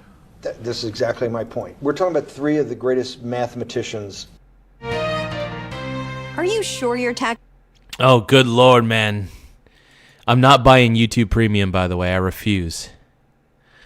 I refuse to buy YouTube Premium. Screw that, That dude. have really changed mankind. Talking like this. Hell what no. happened? How did we Hell get no. to a situation where they could not be in the high physics, they could not be in the mathematics department or working in high energy physics? Good, it's an easy answer. Newton was a combination of mathematician or geometer then and philosopher. And as time went on, those disciplines seemed to move apart. We had philosophy. Some of the philosophers can't do math, and some of the mathematicians. And again, mathematicians often break into two categories. People that solve problems. Those are more like geometers in the old days, just problem solvers. And then there's thinkers, theoreticians. They're more like the old movement towards philosophy. But neither one of those two groups have been able to figure out why something is alive as opposed to something that's not alive. No one's been able to describe what the soul is, but we all know it exists. And I think what we need is science is a bad word. I think science only describes the things we already know about the physical world. In fact, hey, thank you guys for tapping the subscribe button, though. And if you guys can, we have a 99-cent membership. It's only 99 cents per month, by the way. So if you guys want to if you want to click the join button, 99 cents per month is the lowest tier. I mean, I've been trying to do more exclusive content, so I do plan on doing some exclusive short videos for you guys to see, just to make sure that, I want to make sure that I'm doing the right stuff for you guys. So I want to make more exclusive content for everybody. So the more members we have, the better.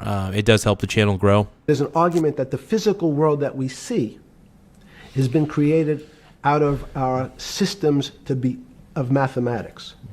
Mathematics, everyone knows mathematics describes the physical world much greater than it should, unless my view, the physical world really comes out of conscious beings that have mathematics. So they create it. This table appears to you and I to be solid. To a bat, because we have light that's bouncing off the table into our eyes, it appears solid. If instead of eyes that responded to wavelengths of visual light, our eyes responded to radio waves, the radio frequencies, it's not different, it's the same type of frequency as light, but different speeds, the table's invisible. We know that our phone works in this room. So the waves are coming through the windows, the waves are coming through the walls. So the walls are invisible to that type of radiation, that type of energy. I mean, I can't believe we're getting a master class not only in physics, mathematics, and finance. I'm starting to think that this dude was a genius. He was an evil genius, absolutely. This dude was an evil genius. He understood the financial markets far too well. It was honestly it's kind of impressive. He's still a disturbing piece of shit, though. Let's keep watching. The walls I can see them because my eyes, a physical system determines that the walls are there. You, with Murray Geldman, you founded, or were the original donor, and had the idea of Santa Fe Institute. In 10 or 15 years later, that effort to study the complexity of systems mathematically. Yes. Was it's a total failure. Yes. A total failure. Total failure. Why is that?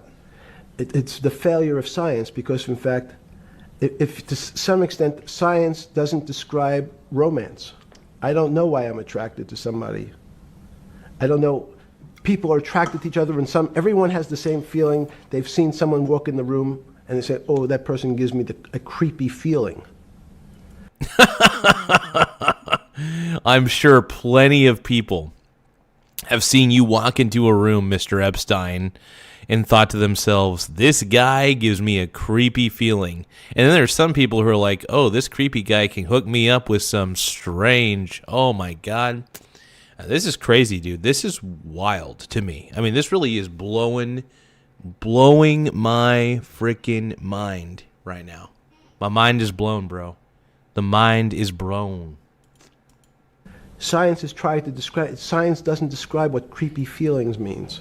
They just know it's a creepy feeling. I think women, as I said the last time, have an intuitive sense. What is intuitive? They have intuition, they have feelings, and they're able to deal in the realm of things that men, especially men like myself, find unexplainable.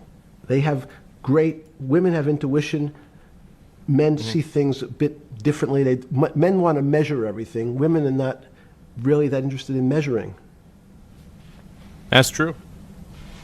In what you're saying in macro terms, you actually think science, mathematics, maybe ultimately technology is moving to that more intuitive? I think science and math are old-fashioned.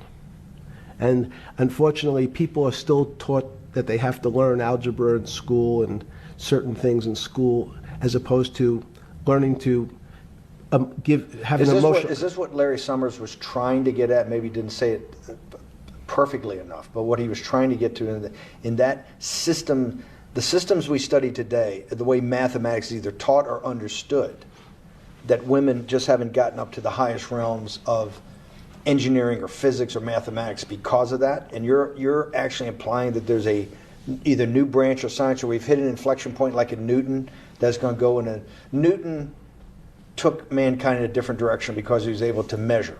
Then you had. Hey, do you guys think that we should boycott the Super Bowl? If you guys think that we should boycott the Super Bowl because of Bad Bunny, tap the subscribe button. If you guys are tired of the woke agenda and you guys are happy that I'm actually unveiling what the woke agenda is, tap the subscribe button. If you guys are tired of wokeisms and woke people telling you what to do, please, for the love of God, tap that subscribe button. Keep on subscribing, everybody. Had subatomic, non-Newtonian physics later. Are you saying that you think there's another developing field that's coming up that may take us, I don't know how many decades to get our hands around, but that's what's evolving out of this? Yes. Yeah.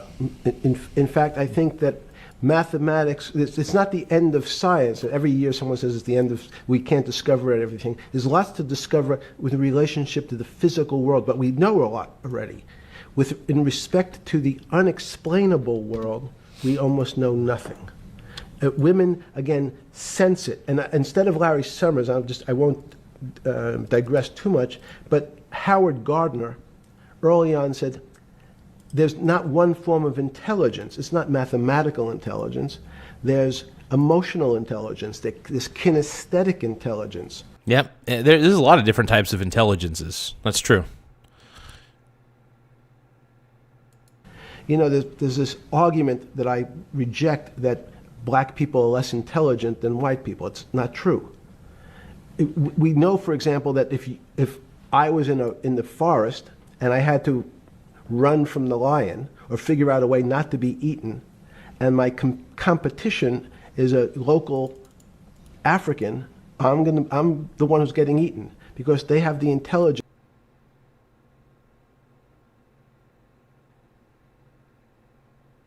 to deal with their local environment. So it's just different. It's not better, it's not worse, but there's many differences amongst different types of people. And so people have different intelligences, and they excel in some intelligences usually, and less so in others. Yeah, I'm a simp.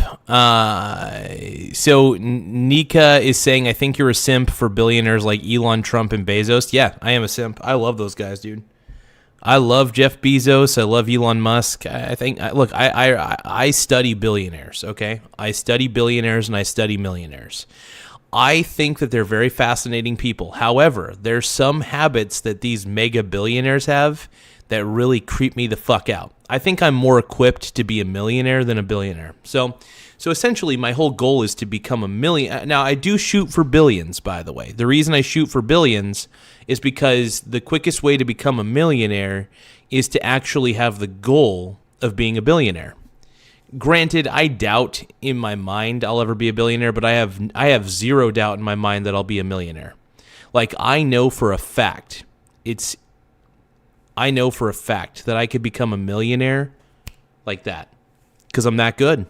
I'm that good, man. I am just that good. Like I knew I would.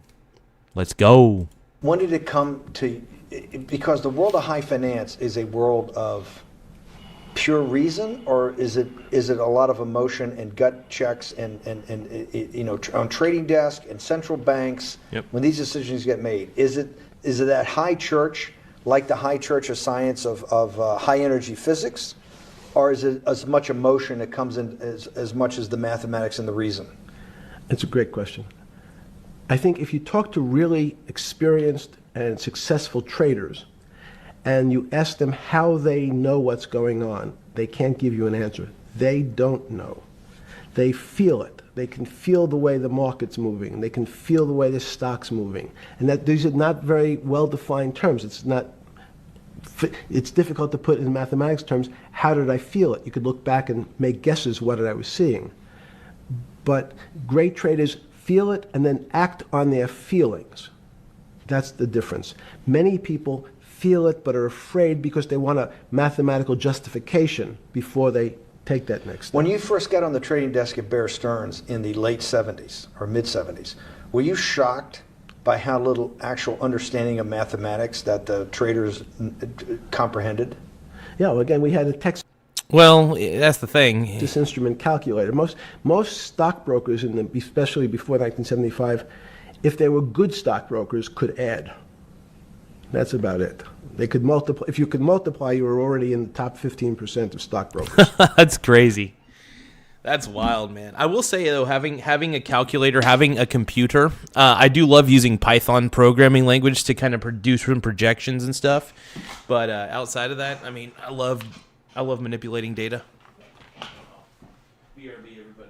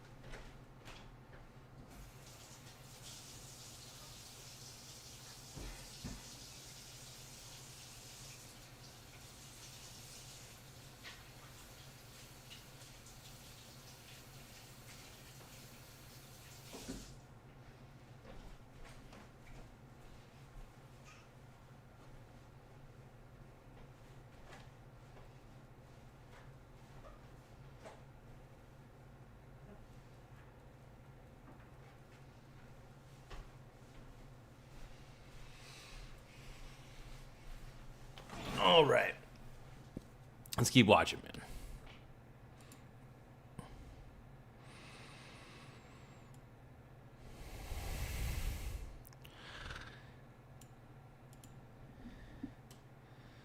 Thank you guys for tapping the like button. Thank you guys for subscribing. Thank you guys for taking the time to like the stream. I really appreciate it big time.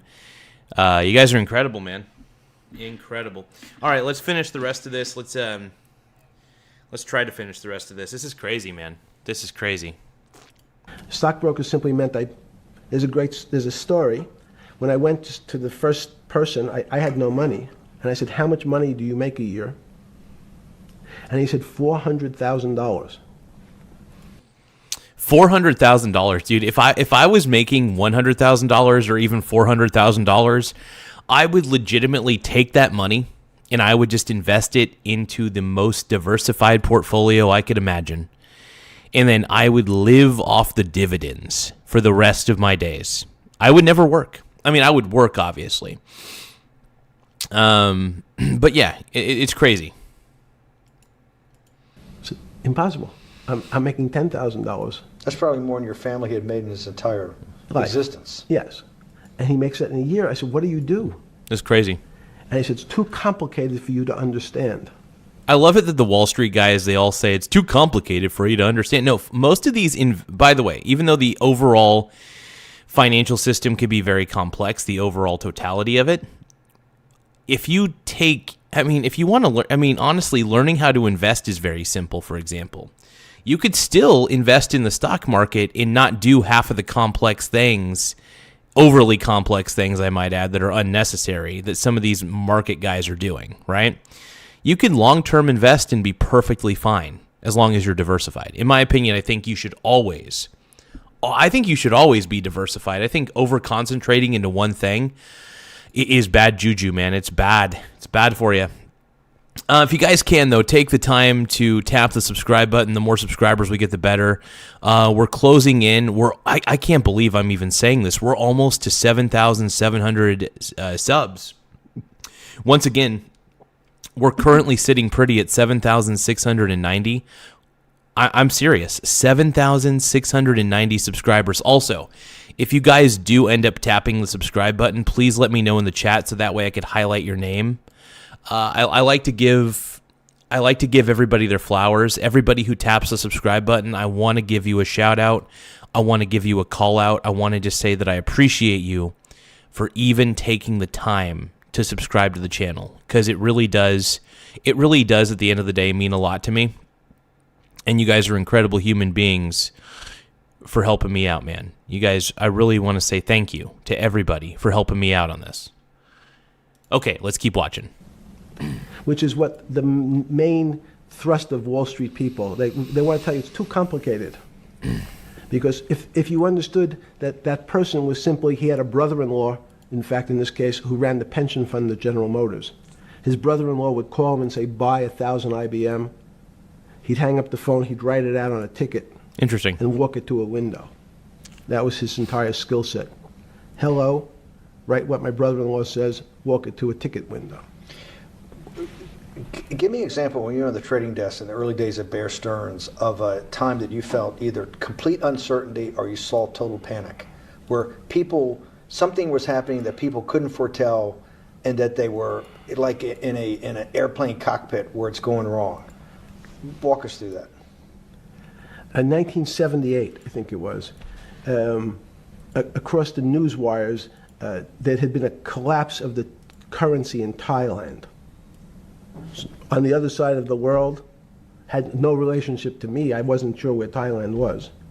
But the fact that a currency, a country's money, had all of a sudden dropped tremendously.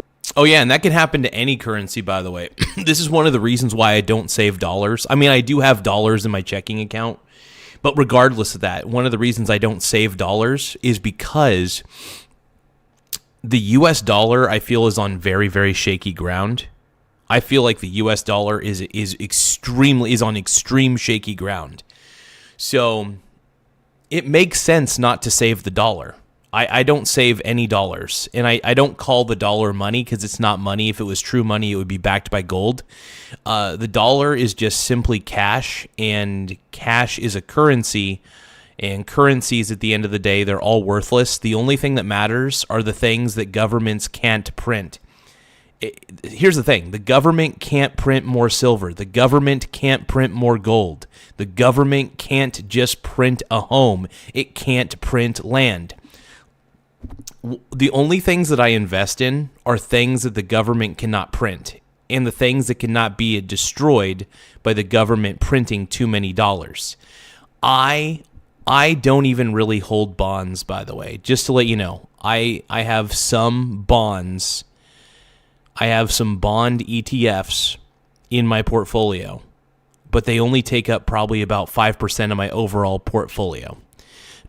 And the reason for that is because I don't trust the dollar. I don't trust the dollar. Therefore, I don't trust bonds. I still have bonds in my portfolio, obviously. This is a smart thing to do, because you want to be exposed to every single asset class that you possibly can. Commodities, bonds, equities, real estate, you name it. Any other type of asset. Anything that the government cannot print or cannot destroy due to its printing. I don't like bonds because they're not inflation proof. My issue with bonds is that the principal never increases. The yield might increase a little bit, but it really doesn't keep up with inflation. Bonds do not protect you from inflationary forces. This is my problem with bonds. Now, granted, I try to keep about $10,000 worth of dollars in my checking account, but that's about the extent of it. Let's keep watching. This is, by the way, we only have 17 minutes left of this video, but it is very fascinating. I mean, we're basically getting lectured. We're getting a lecture on finance from the devil himself. We're actually getting a lecture in finance from the devil himself. Thank you guys for subscribing. We have 7,692 subscribers. Once again, we are sitting pretty at 7,692 subs. I want to thank everybody who took the time to subscribe to the channel today. If you can, tap the subscribe button right now and let me know if you subscribe to the channel, okay? Once you guys actually tap the subscribe button, go to the chat, let me know that you subscribed so I can give you your flowers. I can highlight your chat. I want to highlight your chat and let people know that you subscribe. So please, if you do end up subscribing, tap the subscribe button, and then I will let the world know that you subscribed and that I appreciate it. And I will highlight your chat on the top of the screen just because I care. I really do. I appreciate everybody who even takes the time to even consider subscribing to this channel. It means a lot to me. It means the world to me. It really does. Affected the rest of the world's markets. And people panicked because they'd never seen that before. A very small part of a very complex system had a shock throughout the whole system. So prices on Park Avenue apartments, the bond markets, the stock markets, every started to gyrate. You know, there's an old mathematics expression that if a butterfly wings in Mexico make the wrong turn, it spins out, and eventually, by the time it gets to Canada, it turns into a tornado. The big giant. That's interesting. I don't necessarily know what that term means, but that's interesting. These are part of complex systems. So yeah, Wall Street in certain parts. Santa Fe Institute was supposed to actually come up with a formula for that, for the butterfly wings. Why in 15? Hey, thank you so much, Brandon Patterson, for subscribing. Thank you for subscribing. Hey, let's give at Brandon Patterson 51 his flowers. Thank you at Brandon Patterson 51 for subscribing. If you guys want to be like Brandon Patterson, tap the subscribe button. And after you take the time to subscribe, let me know in the chat that you subbed. And then once you let me know that you subscribed, I will put your name on the screen, because that's how much I appreciate you guys. I really do appreciate everybody who has taken the time to subscribe to this channel. I mean it. Like, you're really helping this channel put its footprint in the snow. Like, you guys are really helping the channel grow in more ways than one. Let's keep watching. 15 years did you reach the end of at least that experiment? Every attempt to, that's why it's so exciting now, because I think certain. Holy crap, we just got an influx of subs, man. We just got an influx of subscribers. Hey, to anybody who just subscribed to the channel, please let me know in the chat. Please let me know in the chat that you subscribed. All you have to do is tap the subscribe button, go to the chat, be like, hey, I subscribed, or I subbed, or I subscribed. I will put your name on the screen, just like Brandon Patterson. So I want to thank Brandon Patterson 51 for subscribing. If you guys want to be like Brandon Patterson and subscribe to the channel, tap the subscribe button. It really does help the channel grow in more ways than one. Let's finish this interview. This is fascinating shit. I mean, this guy is the devil. This guy's the creep. This guy's a creepy bastard. But it's, oh, thank you, Miss Magoo to you. Thank you so much for subscribing. If you guys want to be like Miss Magoo to you, subscribe to the channel. I greatly appreciate it.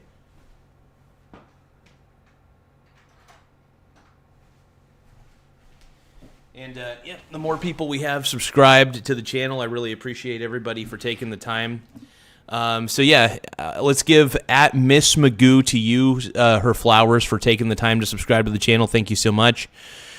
Hoopty Wes says like and sub, y'all true American right here. Hell yeah, dude. Thank you so much. And then right _on_7. Thank you so much for subscribing. Right on 7 says proudly subscribed. Thank you, right on 7. I appreciate you, bro. Again, thank you, Miss Magoo, to you for subscribing. Thank you to Brandon Patterson 51. Again, Miss Magoo and right on 7 proudly subscribed. I'm gonna keep right on 7's chat on the screen. Let's keep watching this. People are starting to realize that there's so many things that are unexplainable that we have to think about them differently. Music is a great example. Let's keep going, man. It's a common man's example. You know, when you hear a certain song, it makes you feel a certain way. How does it do that? Interesting. We don't know. We can't mathematize it. And even that music, Steve, nowadays we compress music. When you have a violin, it's compressed onto your iPhone. So what does compression mean? I'm taking lots of information and I'm cutting it into lots of pieces and squishing it together. And when I squish it or compress it, I have to take out lots of pieces, but I say that they're not very important pieces.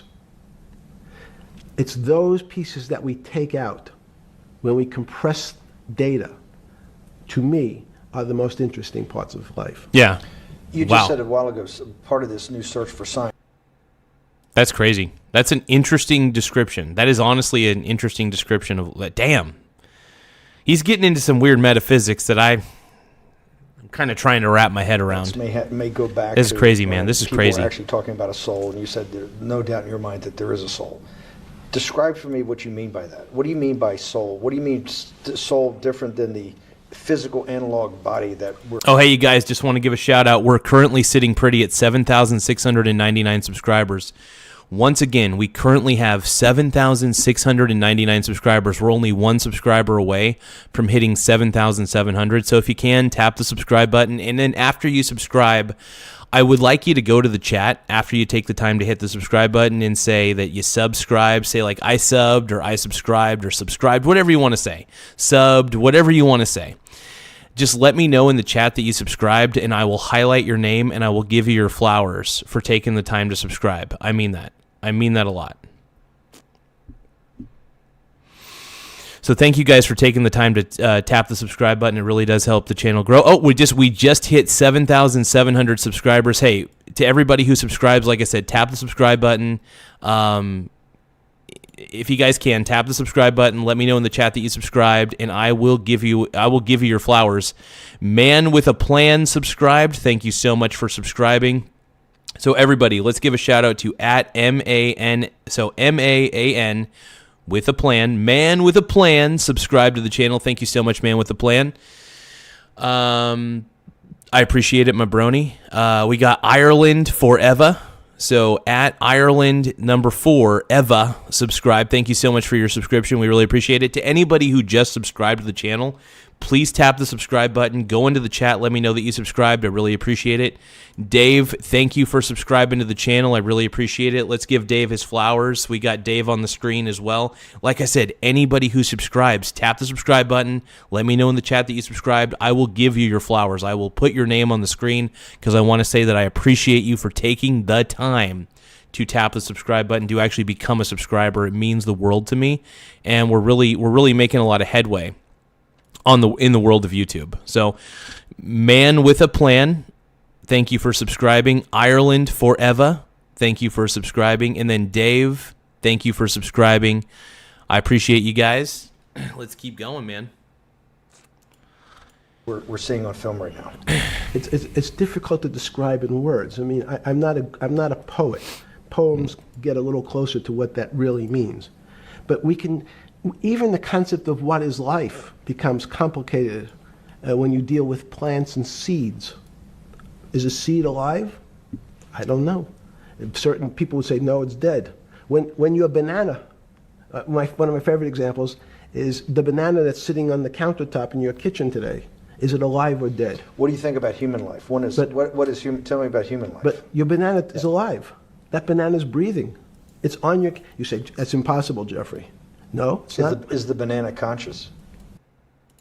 All these words. These are words. So everyone's trying to fit a very complicated concepts into a very small box called conscious or alive. Hey, you're welcome, Dave. Thank you for subscribing, man. I really appreciate it, bro. I appreciate everybody who subscribed, man. I can't believe we got to 7,700 subs during this one stream alone. This is crazy. Like, we're getting so many subs. It's out of my. I'm out of my mind. I can't believe it. You talk about the life. What about human life? What about it? Tell me what do you think? What do you think human life is? It's a miracle. It's a miracle. And when I say miracle, I can't explain it, and I make no attempt to explain it at the moment. We don't know how to think about it. And anyone, again, another one of the Feynman quotes when he was talking about quantum physics. He said, anyone, Jeffrey, who says they understand quantum physics and quantum mechanics and quantum behavior, you know they're lying. Yeah, I mean, that's true. I mean, honestly, he's right, because even the world of quantum physics is a huge mystery to even people who are technically experts in the field. People who have studied quantum physics still have so many questions that are left unanswered, because quantum physics, the more you zoom in to even how an atom works, for example, the crazier it gets. If you get down to the quantum level, it's to us the quantum level is chaos, but it is possible that maybe to the universe, if the universe is somehow cognizant in some way, to the universe, it's possible that quantum mechanics makes perfect sense. To us, quantum mechanics seems like chaos. Of course, anything seems like magic. Anything seems like magic to the untrained eye, or to somebody who doesn't understand, right? So we don't really have a full grasp of quantum mechanics. The universe probably does. The universe absolutely has a grasp on quantum mechanics, but we as human beings, we have barely scratched the surface into understanding how quantum mechanics works. And by the way, as Neil deGrasse Tyson said, the universe is under no obligation to make sense to you. I repeat, Neil deGrasse Tyson said it best, though: the universe is under no obligation to make sense to you. Man with a Plan says, have you heard of the uncertainty principle in quantum mechanics? It's kind of insane to me. Yeah, and then there is always the uncertainty principle. The reason they call it the uncertainty principle is because, like I said, there's a lot of things in quantum mechanics that we just can't figure out. But somehow it's so funny. While the quantum universe, if you go down to the quantum level, it seems like chaos and craziness, right? But then you look at the bigger picture, everything seems so orderly. So this is why I think that human beings don't have a true grasp of quantum mechanics, and that hopefully we'll have a better understanding, the same understanding that the universe has of quantum mechanics. But I don't know. Let's talk about it. That's post-Newtonian. Talk about what's the difference. Who founded quantum mechanics? Why is quantum mechanics taking Newtonian physics and taking it to the next level? It forms a much broader category. Let's go back to this desk. You use the thing of Newton using this desk. Why can't Newton's theory explain everything? Why did subatomic quantum mechanics or quantum physics have to come in to explain this? Well, so let's go right back to square one. Why is it called quantum physics? Okay. So quanta is a word that simply means packet, small amount. So it's quantized. So we recognized, when we recognized that this table appears, another very complicated word, solid to us, it's really made up of molecules or atoms. And atoms, we've given lots of names to what some of the behaviors. If you were in school, when you and I were in school in the 50s, the model was a little... Hey, I want to thank you guys for tapping the subscribe button, though. So if you guys haven't already, tap the subscribe button. And also, once you tap the subscribe button, please let me know that you subscribe to the channel. Because once I know that if you just go to the comment section and let me know that you subscribed, I can put your name on the screen. I could put your chat on the screen that lets the world know that you subscribe to the channel. I just want to say thank you guys for taking the time to subscribe. It means a lot to me, and it really does help the channel grow in more ways than one. You guys have been a big help in making this show what it is today, and so I want to give everybody I can their flowers. So make sure that you tap the subscribe button, and then once you subscribe, go to the comments. I mean, obviously, go to the chat and then type in "I subscribed" or "I subbed" or "subbed," some sort of indicator that you subscribe to the channel. So that way, I can give you guys your flowers. I could put you on screen, and that's what I want to do because I love you guys. I think you guys are incredible. I think everybody... Oh, well, how about this? Ozzy Kaler, thank you so much for subscribing anyway, whether it was last week or whether it was recently. Thank you for being a subscriber. I really appreciate it. That's awesome. And hell yeah, I want to give you your flowers, bro. Okay, let's finish the rest of this because this is getting into some weird territory. Center thing in the middle, an electron went around and around it. It was seen as a ball that went around and around it. And as we started to look at, say, well, let's see what this ball looks like. I want to be able to examine that little thing called an electron. We found that there was nothing there. There wasn't the thing. It was simply a cloud of energy. Hey, Dukenile, thank you so much for subscribing to the channel, though. I really appreciate it. I'm going to put your name on the board. Thank you so much for subscribing. Once again, let's give Dukendile number 1. Thank you for subscribing to the channel, man. I really appreciate it big time. Thank you so much. Hoopty West says, you rock it, Real Garza, Real G. Thank you so much, Hoopty West. I appreciate you, my brony brother. But let's give a shout out to Dukensile. I can't say your name properly, bro. But I put you on the screen. If you guys can, take a look. Thank you for subscribing, though. I really appreciate it. To anybody who has taken the time to subscribe to the channel, after you tap that subscribe button, please go to the chat and be like, hey, I subscribed or subbed or something. Some sort of indicator that you subscribed. Thank you so much. Let's keep going. Electron. Let's go. So we already started to see mysterious things as we go into very super small quantities, quantum physics. So quantum physics started to go into the very small and at very small distances. We see things that we can't explain. We just cannot explain. How am I doing on time? I mean, this is crazy, man. This is freaking wild. And to it's disturbing, too. No, sorry. Let's go back to human life. Honey. When do you think human life starts? It's not these. So you see, this is the question. You're asking me to measure something again. It's the disease. It can't be measured. You just hate making commitments. That's why I'm not married. I'm peeling this onion back a layer at a time.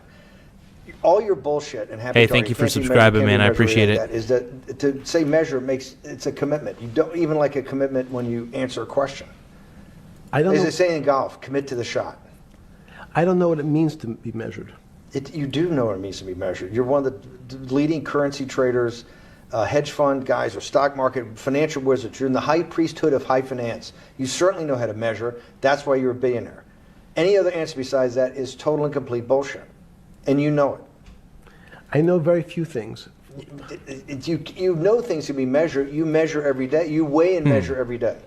You weigh and measure people. You weigh and measure leaders. You weigh and measure economies. You weigh and measure politics. It's a very good. You weigh and measure. You weigh.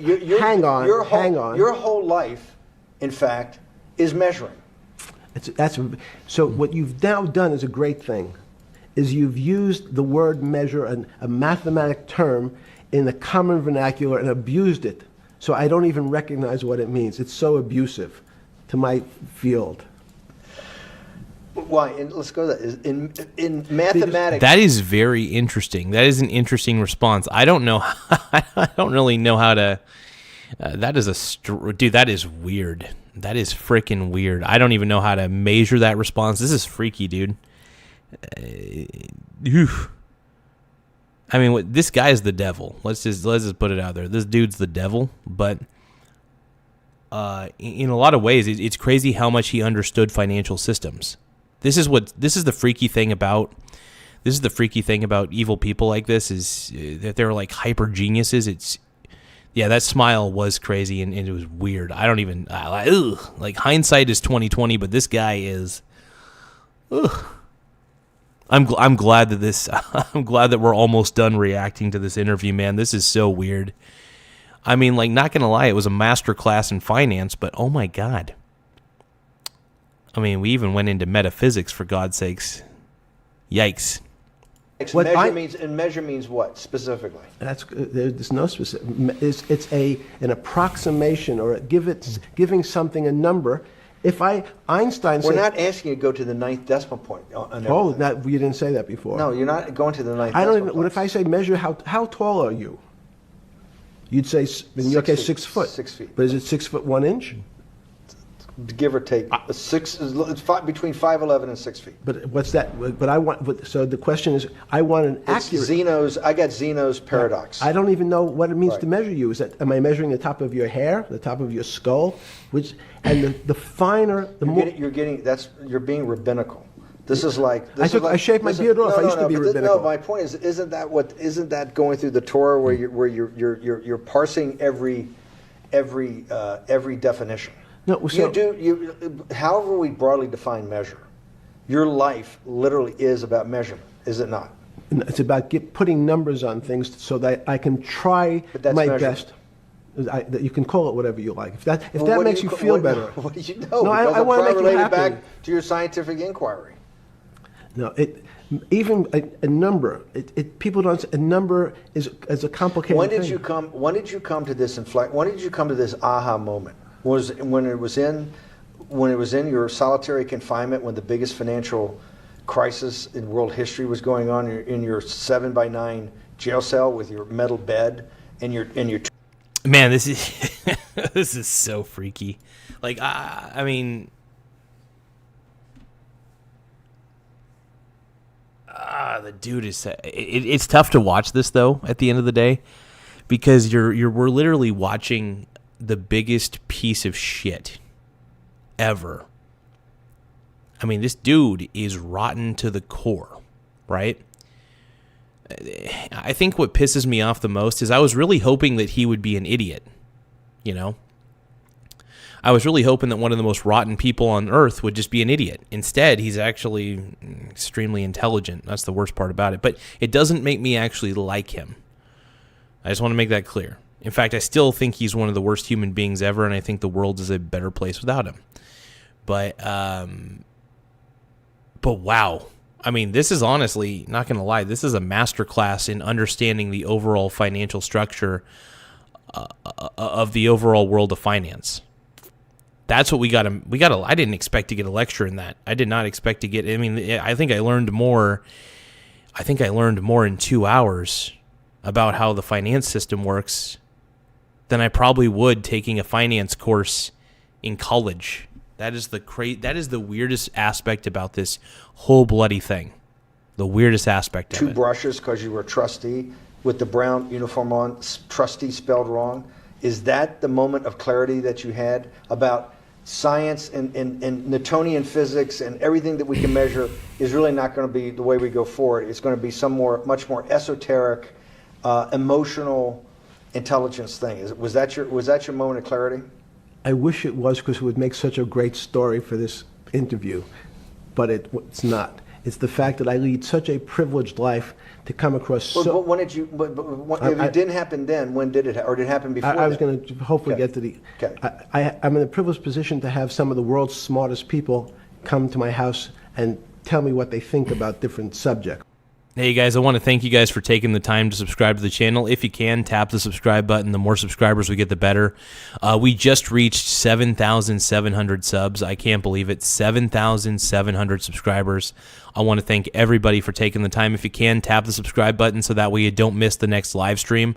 I'm going to end this live stream here in just a little bit. But yeah, just don't forget to tap subscribe, man. And I finally realized that the thing that they had most in common was there was this area, no matter how smart they were, that when I asked them the questions, they said they'd have to resort to a 500 or 1,000-year-old response to that question, which was, I don't know. I don't know. I mean, the first step to true wisdom is actually admitting I don't know. So, hell, it's crazy. You know who else found that out? Socrates. That's what Socrates kept doing, right? Socrates kept asking all the experts. He would go through, question after question after question, and realize at the end they didn't really know. They really didn't basically understand what they were talking about. And one of the things that people won't enjoy, it turns out that potentially one of the bad things to teach children is how to write. So it's writing. That's actually kind of a crazy thing.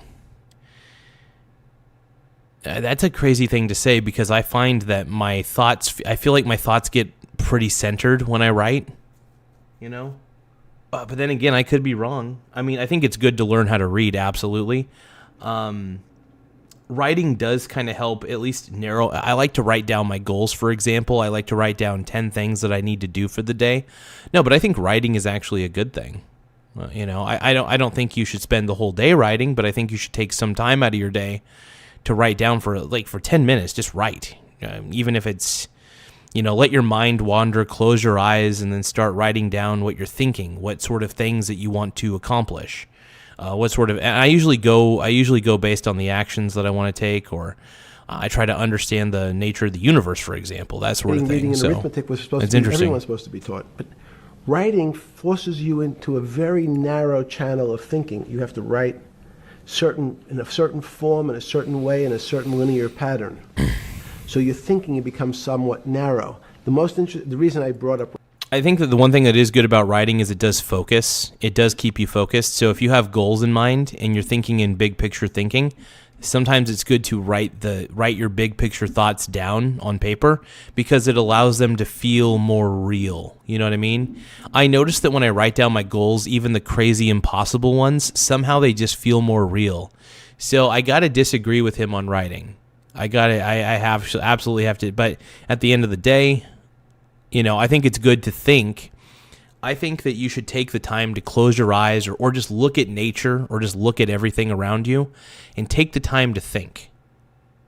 Even if you have to let your mind wander, take the time to think. But also, I think that the most important thing in this world is taking action.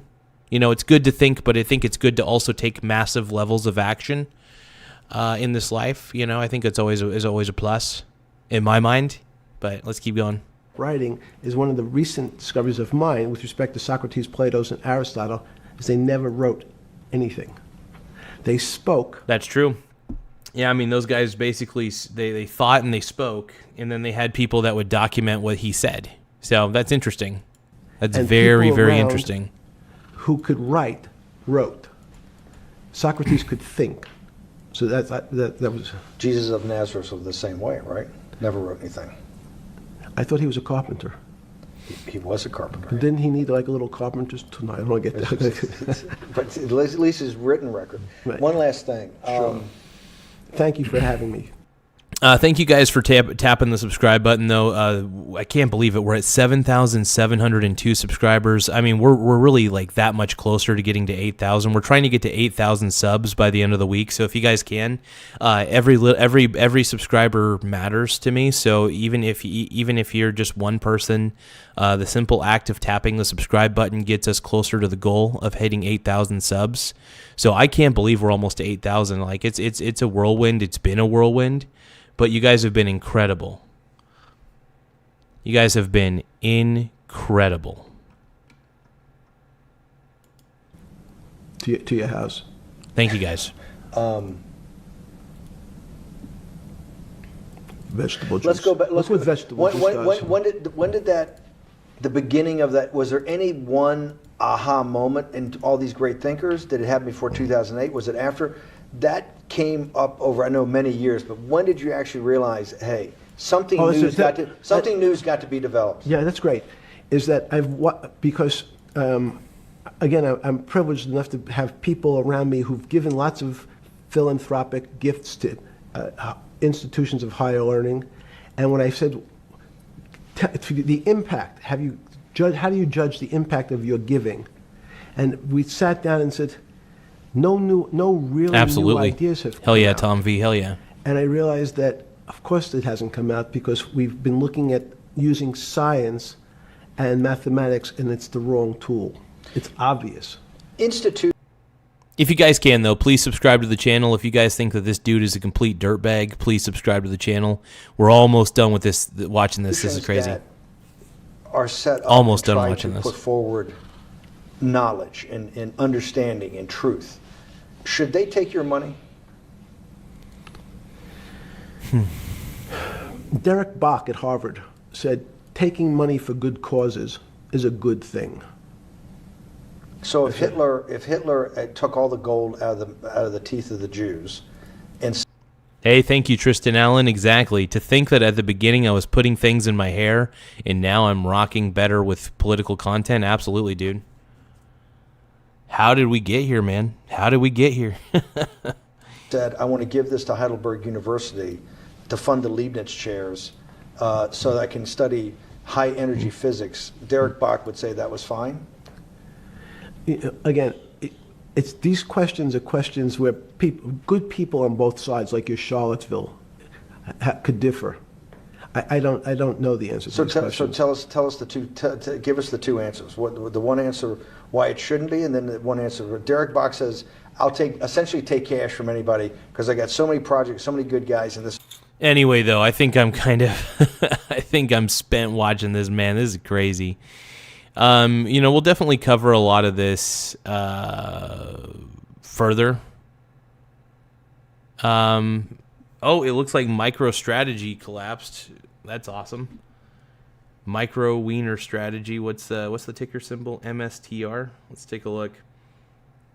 And it's funny because I actually have a position where I short MicroStrategy. So MSTR.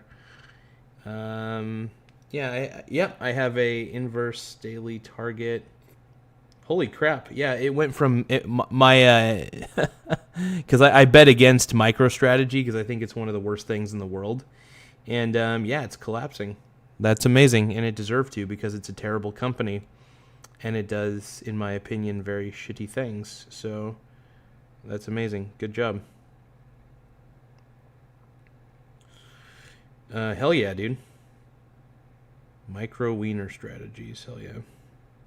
That's what I like to call it, at least. But I want to thank you guys for taking the time to subscribe. I mean, it really helps the channel grow in a lot of ways. So before we end the stream, I'm going to give you guys the opportunity to subscribe to the channel. And if you can, go into the chat and let me know that you subscribed, because the more people we have subscribed, the better. So please, for the love of God, don't forget to subscribe to the channel and let me know in the chat that you subscribed, because it really does help the channel grow in a lot of ways. Thank you, Tristan Allen, just like 2024. Yep, exactly, Brony. Exactly. Yeah, it's pretty funny, though, to watch a Ponzi scheme like Bitcoin and to watch micro Wiener Strategies collapse, because Micro Wiener Strategies is basically a Bitcoin treasury. They basically turn themselves They basically, Michael Saylor turned his stupid ass company into a Bitcoin treasury. What a waste of space. What a waste of time. And what's sad is that Bitcoin initially saved his company, but Bitcoin is going to ultimately wreck his company. So he's going to get his wish, unfortunately. And it's pretty sad, man. It's pretty freaking sad. That's all I got to say. Hey, but hey, thank you guys for taking the time to watch the show. We really appreciate you all. And like I said, don't forget to tap subscribe if you can. If not, no biggie. But the more subscribers we get, the better. It does help the channel grow in a lot of ways. Thank you guys again.